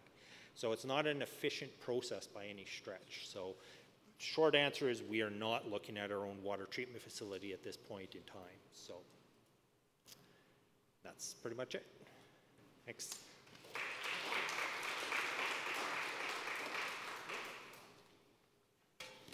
Thanks, Rick. Very good timing. Okay, we will get you to break right now. So what we're going to do is we promised you a 15-minute break, so that's what we're going to commit to. 15 minutes, but 11:05, I need you back at your tables and ready to go for round 2, please. I'll give you a 2-minute warning, by the way. Feel free to top up your coffees. There's water. These pastries are awesome. You should probably try one, and we'll see you back in 15. Okay, so we now are fortunate to have leading us off on round 2. We are committed to getting you out of here at noon, by the way. So it's another rapid-fire round of speakers. So let's start off with Director Stephen Oots. So Stephen Oots, Director Strategic Growth and Investment, has filled multiple roles with the City of Airdrie. He holds a master's degree in urban planning. He's a registered professional planner with the Alberta Professional Planners Institute. He's won their Award of Merit for his work on a Community Revitalization Plan. Director Oots, over to you.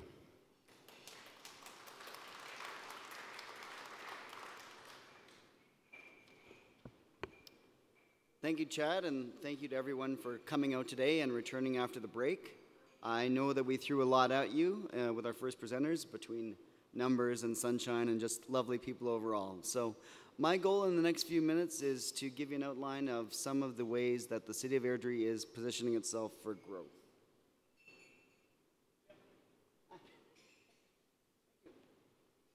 Perfect.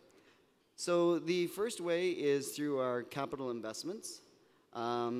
Advanced in 2024, we saw the Inspire multi-use facility, about $65 million catalyst for downtown redevelopment. And though there are others that talk about more, our downtown has become worth a lot more money recently. So this is a very successful thing. There has been money put toward a fourth fire hall, about $28 million, providing capacity for continued growth, especially non-residential on our northeast side. And phase 1 of the Northeast Regional Park and detailed design for the Southwest Recreation Center, a combined about $15 million, has gotten council approval as well. Upcoming projects on the capital side, we're looking at things like the new water and sanitary lines to Calgary, which are becoming critically important. Also the potential for a underpass at the Yankee Valley where it goes across CP Rail.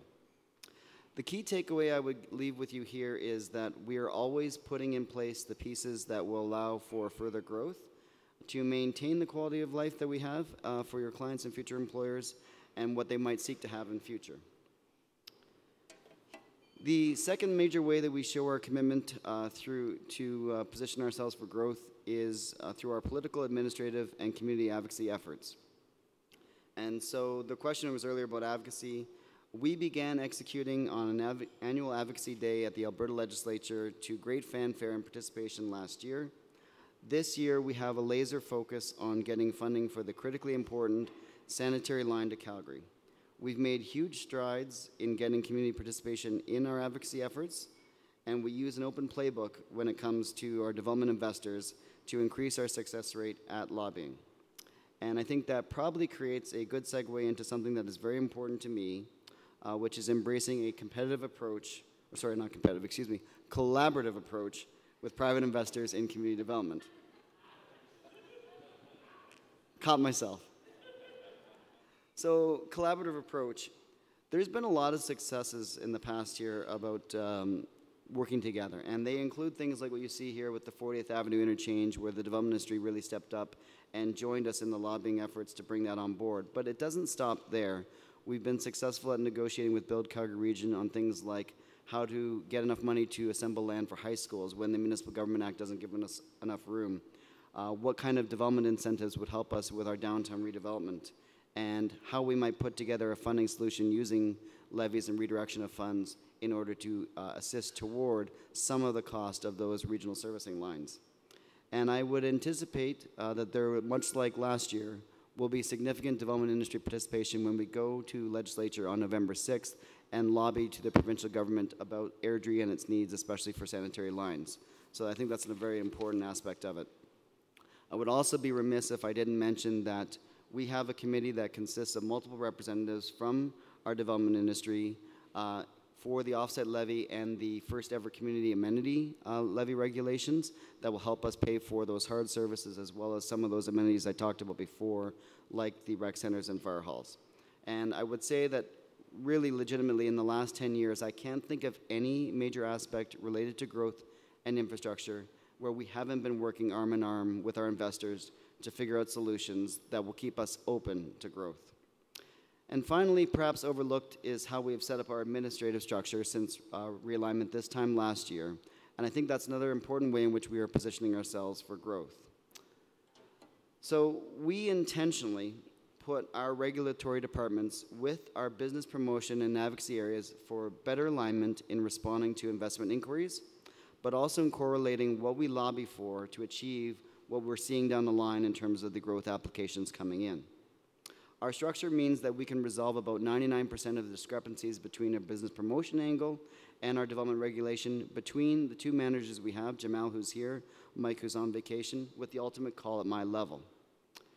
We also have a key social service added into our portfolio in the form of transit, and that allows us to respond to growth, to integrate with regional planning, to put forward the grant submissions, and to join us in advocacy. And this also means that we have a strategic focus in providing a key service that employers want in order to attract talent. And I would say that the combination that I've just described, near as I can tell and as I have researched, doesn't exist in many organizations, and I believe that gives us a competitive advantage in the competition for talent and business development. Overall, my message is that Airdrie has a mentality of embracing growth as strong as we've ever had it. In my opinion, it's wrapped up in our persona and all the actions I outlined above. I would suggest that it's actually our cause de vivre. Our upcoming speakers in the second half will provide some of the specific content about what we do to position ourselves for growth and the impacts of growth on people. So to start, I would suggest that you cannot have a city positioned for growth without the ability to provide housing for everyone, and that includes key sectors of your labor force that may not be able to afford what everybody else can afford. And so Jessica is going to come forward and speak to you on that. But we also recognize that it's a competitive world, and providing quality of life is a key competitive advantage. And that includes adequate provision of recreation services and amenities. And so Brad Anderson, our Manager of Recreation Services, is going to outline recent and forthcoming investments in that regard. Continuing to have growth means attracting people from other places, and we are, in my opinion, starting to punch above our weight class in this regard. Shauna is going to tell you about how we are moving up and out from just an initial work in getting visiting friends and relatives to experience Airdrie at a broader level. And finally, at the core of it all, Adina, our Downtown Economic Development, Revitalization Coordinator, is going to give you an update on the successes that we have seen already in the first 2 years since the adoption of our core strategy, a downtown plan, and the partnership with the province for the Community Revitalization Levy. With that, I'm going to hand it back to Chad, who's going to introduce Jessica. So, Chad.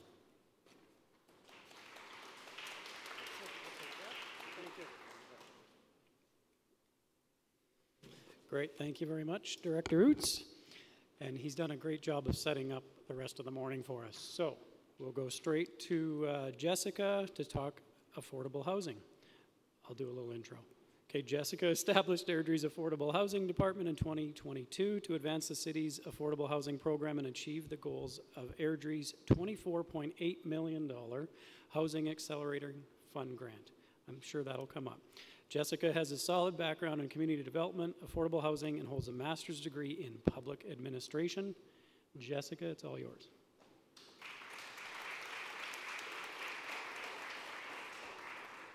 Thank you, Chad. And thank you all for inviting me to be part of the Real Estate Forum today. So my presentation, I need the clicker. My presentation will give you an overview of how the City of Airdrie is responding to the affordable housing crisis that has impacted all of the major urban centers in Canada. The impacts of the housing shortage are apparent here. Airdrie has close to a 0% vacancy rate in rental, in residential purpose-built rental, while the demand continues to grow. This situation has fueled higher and higher rents every month, pricing residents who are earning lower incomes out. In our response, Airdrie's Affordable Housing Department operates from the perspective that safe and appropriate housing for all is both a human right and is the foundation of a strong and thriving community. This is why the city is actively investing our efforts on multiple fronts to improve housing options for our residents. And these include policy actions within municipal control, financial investments including city-sponsored incentives for housing downtown, as well as advocacy, as we've heard a lot about today. Mayor Brown is such a strong advocate, as are the other members of council and the members of our city administration. And our City of Airdrie team is regularly making the case to our colleagues in the province for investments in Airdrie's housing programs. And we don't stop in Edmonton, we keep on going to Ottawa. Based on the investments that Airdrie has secured, both from the province and the feds, these efforts have definitely not been in vain, and I'll talk about that more in a minute. But I'll throw out a spoiler alert. Within the past year, the City of Airdrie and our nonprofit housing partners have received a total of $33 million in funding from the higher orders of government. Yeah, pretty big deal. So what are we talking about when we say affordable housing? So the generally accepted definition of affordable housing is housing that costs no more than 30% of a household's before tax income. Housing meeting this affordability threshold can be provided by both the market or by nonprofit organizations who operate publicly subsidized housing programs. And an important distinction is that there should be options in the community for housing matched to incomes. Therefore, the household is not overpaying for housing by choice. So, when we apply this principle to our local housing situation, Airdrie's affordable housing goals include increasing housing serving people making 65% or less of our area median income, meaning we are targeting households making $72,500 or less. And I'll circle back to more details on our housing strategy in a minute, but I would first love to share some exciting updates that showcase why right now is such an exciting time for achieving the goal of better housing diversity in Airdrie. So, as I mentioned, our council is committed, our administration is dedicated, and now we have a housing plan and resources that are backing up that commitment. Several non-market housing projects have opened in the last year. In 2023, Airdrie's Municipal Non-Market Housing Corporation, Airdrie Housing Limited, opened a rent geared to 30% of income project that is providing 38 new homes to low-income residents. And this project received approximately $4 million from the province and CMHC. Also in 2023, the Rocky View Foundation opened their newest project here in Airdrie serving low-income seniors. And that project was supported by $4 million in provincial money. And I'm happy to share that just last week, Habitat for Humanity held the groundbreaking ceremony for their new beautiful project here in Airdrie that serves low-income members of the labor force. And that project is really, really fantastic because it showcases what is possible when partners come together. Habitat partnered with Genesis as the land developer to make this project happen. And the City of Airdrie also made an investment in this project that we hope will help in leveraging a greater amount of funding, a much greater amount of funding from both the province and CMHC. So the last very exciting change is as of earlier this year, Airdrie has been accepted into the CMHC Housing Accelerator Fund, or HAF. And the federal HAF commitment to Airdrie is $24.8 million, as Chad mentioned.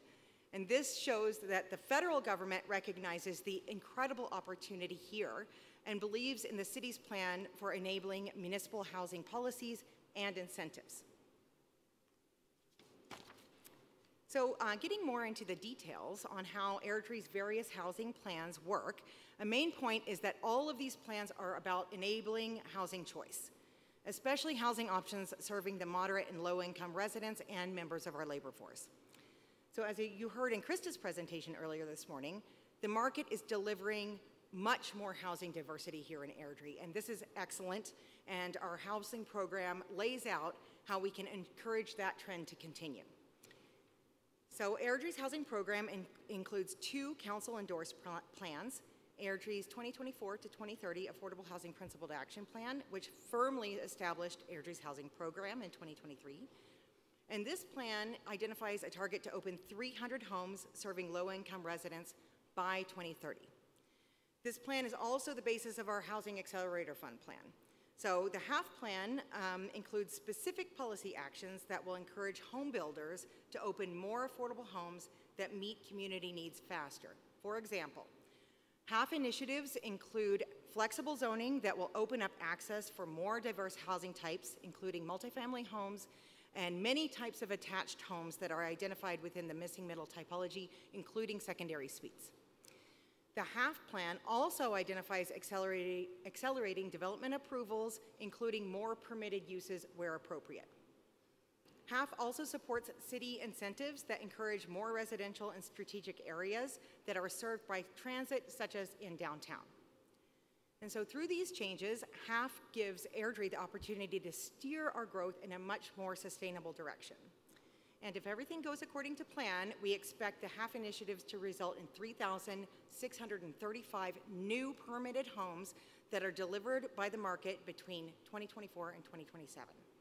So that's 972 more permitted homes than projected. And about 56% of those homes, of the total number of homes, should be the missing middle or multifamily typology. And so because we know that we must get these housing actions right, the city's plans and policy actions are informed by consultation with both industry and key actors in the community. And one more thing, a really important component of our HAF plan is that all of these policies, such as the bylaw updates and the zoning, will go through the legislated public confirmation process through council, and I have really good news on that front too. As our council members are a reflection of their constituents, we have undertaken a major public education campaign that is informing the public about how diverse housing options and housing affordability is a critical component to our community's success. In fact, on the way here, you might have seen some of our pro-affordable housing signs, or you might have heard one of our education pieces on Spotify, or seen one of our housing campaigns on one of our social media channels. And as we get closer to determining how the flexible zoning recommendations will work, we will be increasing our touch points with community members. So I've talked about some of the technical components of our housing plans, but I want to end with bringing us back to the principle that housing really is about investing in people. Many essential jobs, such as those in healthcare, the service industry, and education, are moderate or low wage. And better housing choice ensures that these workers can live, work, and play in the community that they serve. Finally, housing that is affordable increases disposable income and helps our local economy thrive. So on that note, I would like to thank you for your contributions to our community success, both now and in the years to come. Thank you so much.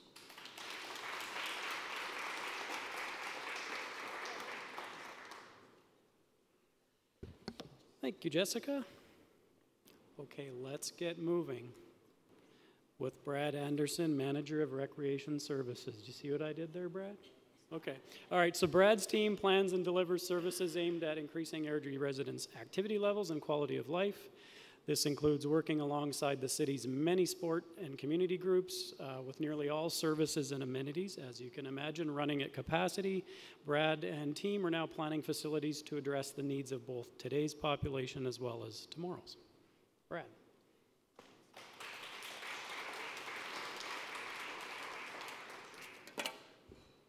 All right, good morning.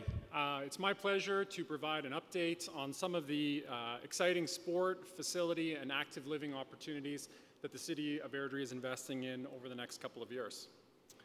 But first, I just want to say that recreation is much more than just our indoor facilities such as Genesis Place, the Ron Ebbison Arena, and Plainsman Arena.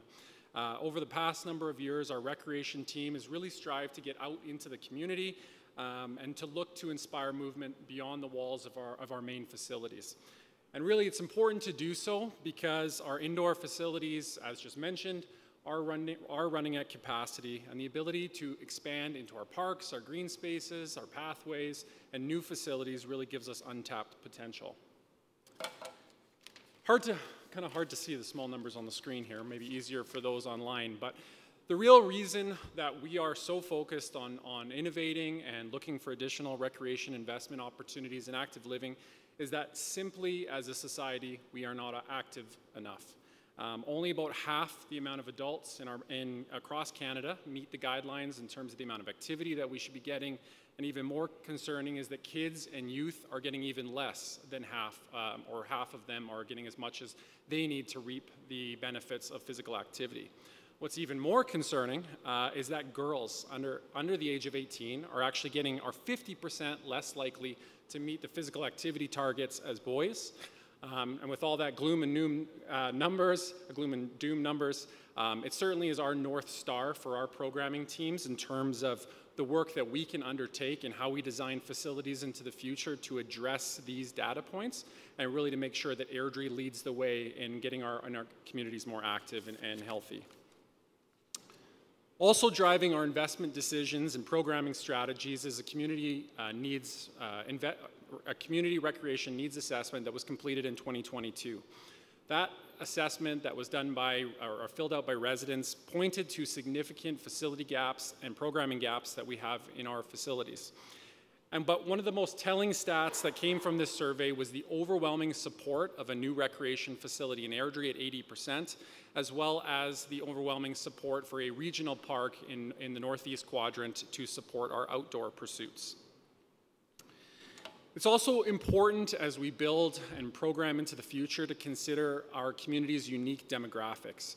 Airdrie is very unique compared to Alberta or even Calgary in that we have a very young family population, a lot of little kiddos, a lot of young parents. And they are interested in physical literacy opportunities and organized sports, hockey, ringette, basketball, volleyball, just to name a few. But in just a few years, these young kiddos are going to move into being youth. And so we have to consider not just today, what's going on with the programming we need today, but what these youth are going to want fitness and leadership opportunities tomorrow as well. And I personally, again, think it's quite compelling to consider these demographics when we're thinking about facilities because we need to make sure that they're multi-use so that they can adapt as our population's age and interests will shift into the future. Also clear through the community needs assessment is the tremendous interest in just general leisure and recreation uses of our amenities and services. While interest is very strong in Airdrie in organized sport, especially for those in younger age categories, it's well stated that our residents are just simply looking for ways to get active, move, and perform activities with their friends and families throughout their entire life course. And so again, I think when we're looking at programming and facilities in the future, we really need to make sure that we're considering those who seek active living opportunities outside of sport, and for those that want to just generally stay fit for the rest of their lives. So all this collected intel, the exciting stuff here, all this collected intel, along with our current utilization statistics, has led the City of Airdrie to embark on a number of new investments within active living and sport facilities. So I'm just going to give really quick highlights of a few of the major ones. So the first is the grand opening of our first artificial turf field. It actually just opened a couple of weeks ago on a Friday night game. This is actually located just behind Genesis Place, and really exciting because the lighting and the artificial turf surface allows for all of our sport groups, so soccer, rugby, football, soccer, to extend their playing seasons into the spring and fall while providing a consistent playing surface. The second, and maybe not as well known, opportunity is that the city is actually collaborating with the Franco Sud School Board at a high school site in Reunion that's going to be open in 2027. The city's actually investing a bit of money to help build a expanded second gymnasium within that school, and the city is going to retain all the use in the evenings and weekends of that school. And most of the time, schools are rented out for sport groups, which will happen in this case, but the other exciting element to this is we're actually going to station staff here in the evenings and weekends as well, and it will be included, the access will be included in a City of Airdrie recreation pass. So residents can go and play drop-in basketball, pickleball, volleyball, badminton. We're going to have times throughout the week where people will be able to access this school, not just through an organized sport group, which I think is really exciting as a satellite campus from Genesis Place, and a way to get a quick win for the community in terms of an expanded facility. So we're hoping that this model will serve as a template for the future, and the city can collaborate with other school build sites to maybe do something similar based on the success of this project. The third and probably most exciting significant investment, as a few other speakers have quickly mentioned, is the planned Southwest Recreation Facility. So this will be located just off 40th Avenue and 24th Street in the Southwest, in the community of Southwinds.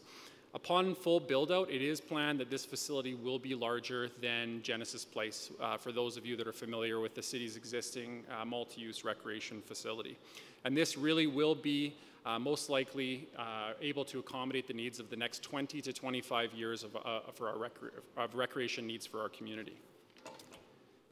Important to just quickly state that this facility most likely, and as it stands today, is going to be built in 3 phases. So the first phase will be aquatics, aquatics, fitness, and some type of indoor playground or indoor family activity zone. This is scheduled to be open in 2028. The second phase would be arenas, which will open 3 years past phase 1. And then the final phase would include a field house and gymnasium spaces that would follow 3 years after that. The priority and the phasing is really based on that community needs assessment that I spoke about a few minutes ago, in terms of how do we address the widest and broadest needs first, and then drill down to some of not the lesser needs, but at least some of the lower population or the lower population rate needs. So just a quick interesting statistic just to hammer home why aquatics is making it into the first phase is we run about 2,500 kids through swim lessons every 8 weeks. So every 8 weeks, a new set of 2,500 kids come into Genesis Place for swim lessons. Beyond that, we have over 1,000 kids on a wait list every 8 weeks. So thus the importance of having a leisure pool and an amenity that can accommodate, because that's such a foundational and fundamental life skill for kids, is teaching them how to swim. So again, that's where aquatics has that broadest participation need in our community. The last significant recreational investment will be the Northeast Regional Park, coming of course, in the Northeast region. Built in phases like the Recreation Center, the first couple of phases are really going to be built to accommodate the passive amenities and spaces, so that no matter who you are, you'll be able to access the park and use the pathways and the parks and the green spaces with your families, followed by phases that are going to be more sport and organized use, so like ball diamonds, pickleball courts, and hard court surfaces. So that will follow in some of the trailing phases. Okay, so I'm trying to keep on time here so Chad doesn't take me off the stage. So really, I'm gonna leave it here for today. And really, there's only two things that I'm hoping there's a takeaway from this. First is that the city is committed to growing our recreation opportunities alongside our population growth, and we feel that this is really important for that quality of life in our city. And then two, going back to one of my first slides, is I invite all of you, as well as all of our residents, to get moving and move more and sit less more often. And with that, I'll finish.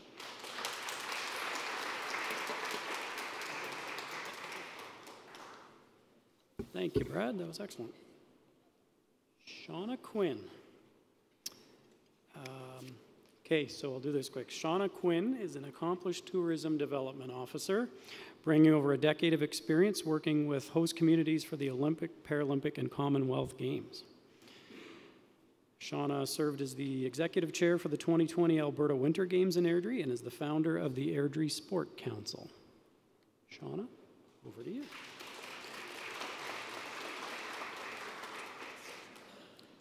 Thank you. So I'm here to grow our visitor economy one Swiftie at a time. But the numbers don't lie, and they do tell a love story. A new report shows that 64% of all Gen Z and millennial women now have a very favorable opinion of the NFL, which is the highest on record. But it's not only this swift surge that's stacking up points on the gridiron. Our local Airdrie football teams have also reached new heights and realized new gains with championship titles such as city, provincial, and regional wins. Our Airdrie athletes are getting Div 1 scholarships and offers, and our coaches are getting recognized nationwide. And we're also very proud to have just hosted the Canadian Major Football League's national championships this past weekend between the Calgary Gators, with many of those being Airdrie residents as athletes, and the GTA All-Stars, which also showcase some of Airdrie's positive football reputation.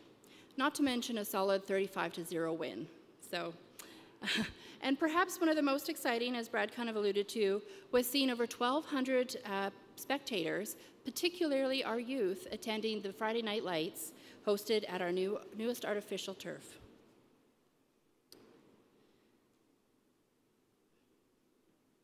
Oh, I'm missing a slide. No? And with the 28 Olympic introduction of flag football, we predict a swell of growth that's here to match our U.S. counterparts. In fact, this past summer, two of our teams, the U14 and the U10 flag football teams, headed up to Spruce Grove and won the regional championships. And then we're excited to represent Alberta just last weekend in Toronto, participating in the NFL Canada National Flag Football Championships. And as my son likes to boast, Airdrie is now proudly ranked the 5th top flaggers in all of the nation. And over the past few years, I've been communicating often and directly with Football Canada and Football Alberta, along with some private interests to position Airdrie within the sports sector. Now, I can't reveal all of my game plays, but I can assure you Airdrie has potential for success if we continue to hone our talent and invest in community investment. Additional turf fields, league development, and support facilities are a part of my fantasy draft for Airdrie. If football is your game, there is still room on the team. And that is why we're currently engaged in developing a sport tourism strategy for the city. We are building a strategic framework aimed at leveraging our growing sport tourism industry, bolstering our economic activity, attracting your private investment, and promoting civic pride far and wide. We've had clients from various sports sectors at the table for over 2 years with massive potential for success. We just need to continue to build our bench strength. And as we've mentioned before, the City of Airdrie really does value the development of new partnerships among the sport, business, and tourism sectors, just as an opportunity to raise our profile and benefit all of the sectors of the community, making Airdrie an even more attractive place to live, work, purchase your properties, and play. I seem to be missing a couple of slides, but I will just hang on here for a minute. The growth of the tourism industry is also enhancing our quality of life and rural economic development across the province. The government of Alberta is prioritizing Alberta's amateur sports system and sport hosting with $2.5 million allocated to support major sport events such as national and international championships and targeting a 2% growth year over year. And Airdrie will find its niche potential in the sports sector by supporting our hard tourism pursuits, along with building some of our soft tourism opportunities. So hard tourism, well, that's tourism that refers to people traveling and participating for competitive sport. This can be many big events that bring hundreds of thousands of people, but don't worry, that's not where we're headed. We know that our local sports teams already travel in and out and often for competition, but we also know that we have the opportunity to attract really unique and emerging events, such as the Grizzly Men's Classic Artistic Gymnastics, a first of its kind in North America. This event itself was committed to providing elite male gymnasts an opportunity to have international competition level as a FIG-approved event, which means Olympic-level judges. And that was happening right here in Airdrie. They hosted over 320 athletes last year from across Canada, including junior athletes from Canada and the US national team. And some of those faces were later seen at the Paris Olympics. They booked hotels, they ate at restaurants, they shopped, and supported our local economy and introduced many visitors for the first time to Airdrie. And we are very thrilled to host them again in March 2025.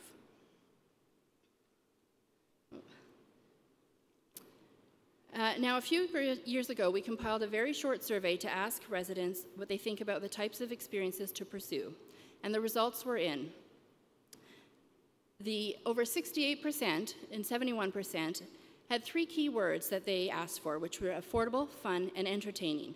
Airdrie residents are passionate about the places they live, and yet, in order to get them involved, the key experiences really need to be low cost, self-directed, and easy. That is why one of our key focuses on sport tourism strategy is on the soft tourism. So soft tourism really refers to the thrill-seeking seekers looking to experience leisure interests of recreational sports, somewhat like golf. Instead of single events that attract major people to the event, it's more creating a fan base or a steady stream of investment. The development of sport tourism assets is of particular interest to us. Not only does it support the goals of the sport tourism, but it can truly enhance the quality of life for our residents, create jobs, especially for the youth, and act as a catalyst for surrounding commercial build, which you might like.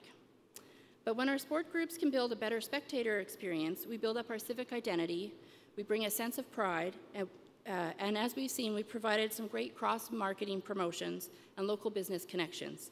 One great example last year was the rehoming of the men's Silvertip lacrosse. We were able to steal them from Cochrane and home base them here in Airdrie at the Plainsman Arena. And what was fantastic is they were able to revitalize the concession space, partner with our Airdrie Ale Trail 948 Brewing, and create many synergies within our local business to attract spectators to come watch their games and support the team. So if creating a lively, more action-packed and family-strong Airdrie is a part of your vision, I invite you to engage with our sport tourism consultants to share your thoughts, especially providing your insights into your clients' needs, wants, and perhaps the questions they ask for when they're looking to invest into Airdrie. These are all important pieces of building our strategy. And we know that sport is more than pools, rinks, and pigskins. One of the key objectives we are especially focused on is finding new or underutilized locations and building our sport niche markets in segments that really truly affect or reflect the interest of our residents. This can include growing sports like disc golf, cricket, pickleball, rugby, baseball, rodeo, and so many more. So we're gearing up to get our game on, and the question is, are you in? Thank you.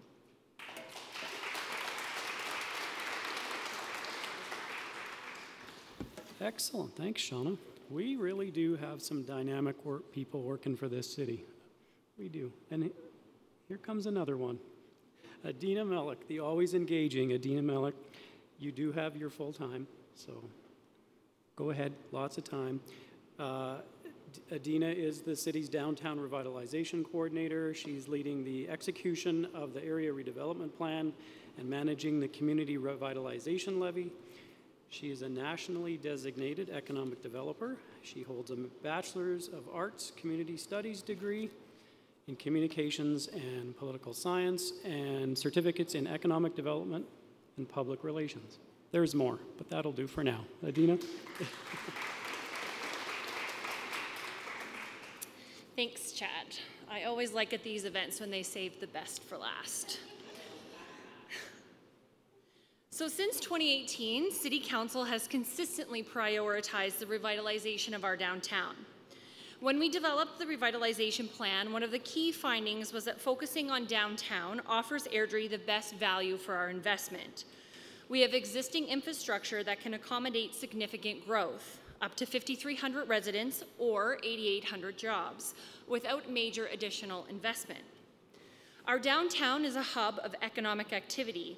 The density of businesses, services, and opportunities in this area ensures that every dollar spent on development here yields a greater return than in other parts of Airdrie. This concentration of activity makes it the most efficient place for us to grow. Revitalizing downtown isn't just about the numbers. A vibrant downtown offers a place for the community to gather, fostering cultural and social interaction. It can become the heart of our city, providing a higher quality of life for everyone who lives in Airdrie. 2024 has been a year of policy change and foundational work to create an environment that encourages development, density, and destination. In the spring, Council supported the creation of a downtown overlay within the city's land use bylaw, allowing us to apply specific policies and flexibility from the downtown plan to development regulation. More specifically, we now have the ability to approve development applications faster. We've reduced the overall timeline for new development or major redevelopment from 40 business days to 10. We are committed to accelerating development in the downtown and providing certainty to the development industry. Further to this commitment, Council adopted a new policy in the spring that set us on the path to launching the city's first ever incentives program. Applications were open from May 1st to August 31st and covered everything from facade improvements to beautification projects and reimbursements for environmental site assessments. During the time the program was open, we accepted 23 applications. Out of those, we approved 21, resulting in a total of nearly $480,000 in incentive funding allocations. This support has helped generate $2.1 million in private investment to improve and activate our downtown. In the coming months, we will be conducting a comprehensive review of the program. We've learned a lot throughout this process, as you can imagine, and have identified new opportunities to enhance the program further. As we navigated our first ever incentives program, simultaneously we initiated a few other major projects to achieve outcomes of either the downtown plan or the Community Revitalization Levy. Firstly, we've retained a firm to develop a policy and guideline for development adjacent to the CPKC line. The goal is to ensure that Airdrie's requirements mitigate risk and ensure safety, functionality, and harmony between development and railway operations. Currently, we are wrapping up evaluating proposals from qualified firms to undertake a comprehensive parking study. It will consist of two parts, a review of the land use bylaw parking standards and a detailed parking study for downtown. The goal is to ensure that Airdrie's parking requirements align with best practices and support the city's growth and development while meeting Council's priorities of downtown revitalization, affordable housing, and economic prosperity. And finally, we will be issuing a request for proposals to find a vendor to design and phase improvements along the Nose Creek corridor. We have an opportunity to enhance its offerings for social benefits by providing recreational spaces, improving mental health, and fostering community interactions. The goal is to provide clear pedestrian linkages to the downtown, enhance access, and reduce barriers along the pathway system, and act on Council's commitment to improving the quality of the environment and protecting the water for this important regional tributary while improving local placemaking and quality of life. Looking forward to 2025, we will be wrapping up a few of the items I just mentioned, which will require further policy changes. As for new projects, we will be looking to spruce up downtown with a few soft touches, including light post banners, gateway signs, and increased wayfinding signage. As you heard earlier from Jessica, or also known as Waldorf, and I'm Stetler apparently, the Housing Accelerator Fund provides a major opportunity for increasing density within the downtown. We will continue working in collaboration with our affordable housing team to advance the city's HAF initiatives. By the end of Q1, we plan to launch Incentives 2.0. We're exploring additional funding streams, including one focused on accessibility, another for development pro forma support, and affordable housing mixed-use development grant. These new proposals will go before City Council at the beginning of the new year. And in late Q4, we will begin visioning and stakeholder engagement on what the future of Main Street might look like and how it will function differently than what you experience and see today. In December of 2022, the Government of Alberta approved Airdrie for the 6th Provincial Community Revitalization Levy, or CRL. We are almost 2 years in, so let's take a look at a snapshot of the current projects that have been completed, are under construction, or planned within the boundary within that time frame. Site C, on the slide in front of you, is the development that occurred on the north boundary of the downtown, affectionately known as the Nutters Mall, and was referred to earlier by Mike Boyd. This saw the development of a 2-story office and retail plaza addition, which added approximately $4.8 million in assessed value and $16,000 in CRL revenue annually. Project U is an approved 213-unit mixed-use project that is projected to add $46 million in assessed value and contribute an additional $158,000 to our CRL reserves each year. At the bottom of the map, labeled as E, is the new multi-use facility and library. While most of this project is exempt, as Mike told you earlier, and will not contribute to the CRL financially, it does have an overall positive impact by creating vibrancy and investment in our downtown. Finally, Project I is a proposed 40-unit apartment complex. The plans have not been finalized, but we anticipate this to add roughly $8 to $10 million in assessed value.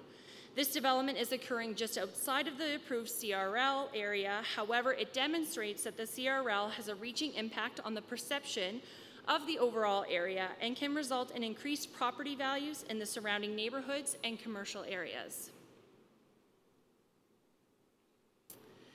A critical element to the success of our CRL was ensuring that the documents were signed before December 31st, 2022.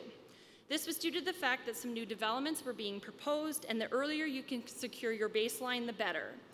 Our staff worked long hours and advocated tirelessly to ensure that 2022 would become our baseline year. And actually, the Premier signed the paperwork on New Year's Eve. In 2022, the total assessed value was $269.4 million, and this set the foundation of our incremental growth analysis. Moving into 2023, we saw incremental growth totaling $68 million, and this indicates a strong contribution from the non-residential sector in the first year of growth. For 2024, the total incremental value increased further to $92.2 million. This includes $13.8 million from residential properties and $78.4 million from non-residential properties, showing continued robust performance. The overall growth trajectory is positive, with both residential and non-residential sectors contributing more and more each year. As the graph on the screen illustrates, we can see consistent incremental growth year over year. Non-residential properties are driving the majority of this growth, but residential properties are also making steady contributions. Based on this data, it appears that our strategy is working, yay us, particularly in bolstering non-residential value. So as it's almost lunchtime, and I'm sure your stomach is grumbling just as much as mine, and for those of you in person with us here today, as you prepare to leave, I invite you to swing by downtown and enjoy one of our amazing restaurants. It's a melting pot of options from French to Greek, Japanese, Southern barbecue, East African, and everything in between. Be sure when you drive in or out from the south, you look to the west and admire Inspire, Airdrie's largest capital investment, a 73,000 square foot beauty that will be home to a new library and multi-use facility next fall, and a major catalyst of our downtown revitalization efforts. As always, we'd love to hear from you. Reach out anytime at downtown@airdrie.ca. Thank you so much.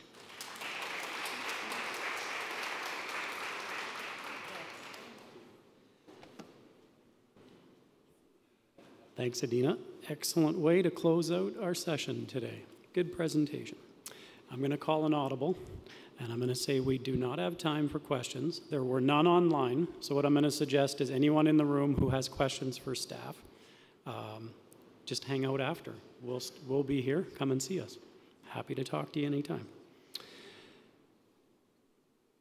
So we're going to go to this. Okay, so I have 1 minute to explain to you. You've seen some of the materials that are printed at the front desk here, also the banner in the back. We have a marketing campaign on the go right now with the tagline, "Our growth drives yours." So it's a coordinated campaign, has promotional materials, and there's a social media aspect to it. So we are sending out, targeting through LinkedIn, Toronto, Vancouver, and Montreal. So keep an eye out for that. You'll see it on social media. Feel free to share that, let your network know. And of course, all those materials we're happy to share with you at any time. Reach out to Economic Development and we will do that. So we have to play one of the videos. We've gone to a lot of trouble to make this. So we're going to play a 2-minute video. Then I have a real quick wrap up. And then I'll be back. Okay. Airdrie is a community on the rise. Ideally located close to Calgary, with access to an international airport and on Alberta's busiest transportation corridor. We have remarkable population growth, development opportunities, and growing infrastructure. Successful companies thrive here, thanks to our young, highly skilled workforce and the affordability of living and building here.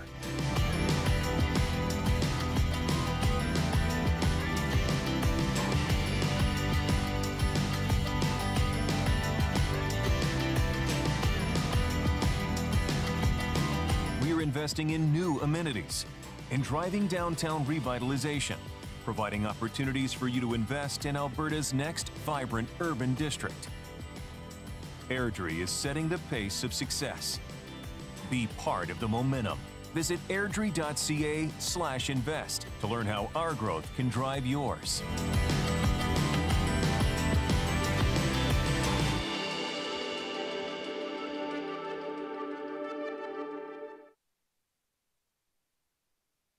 Isn't that fun? Yeah.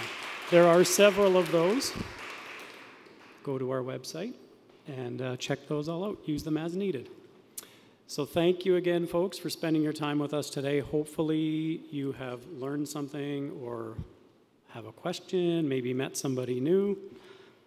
Also, if you found potential for some opportunity to do business in Airdrie, that would be great as well. Before I let you go, we're going to ask you to do this. There's also a QR code. We have an event survey. We'd really like you to fill it out because we'd like this to get bigger, better every year. It's for you.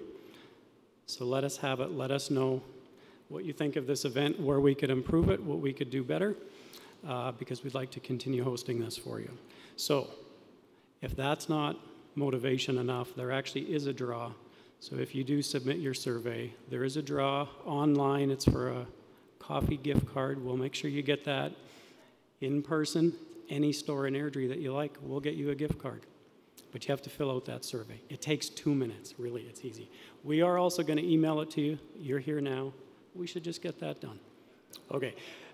We are going to email everything to everyone in attendance. So we will send you the slide decks. Since you didn't see half of them for a little bit there, we will send those slide decks out. We will send the link to that survey out as well. So I have to keep you sitting there for 30 more seconds. Real quick thank yous. Ron, L, the Brella Vita crew, thank you very much for hosting. You're always so good to us. Rob with Peak Technologies. I'm not sure how smooth this looked. He made it very smooth and made it look really easy, especially on the hybrid experience. Thank you, Rob, to all our speakers, city colleagues. Paul from CoStar, thank you so much for being so articulate. We have some really good people. This event doesn't happen without Chelsea in the back, who's trying to hide.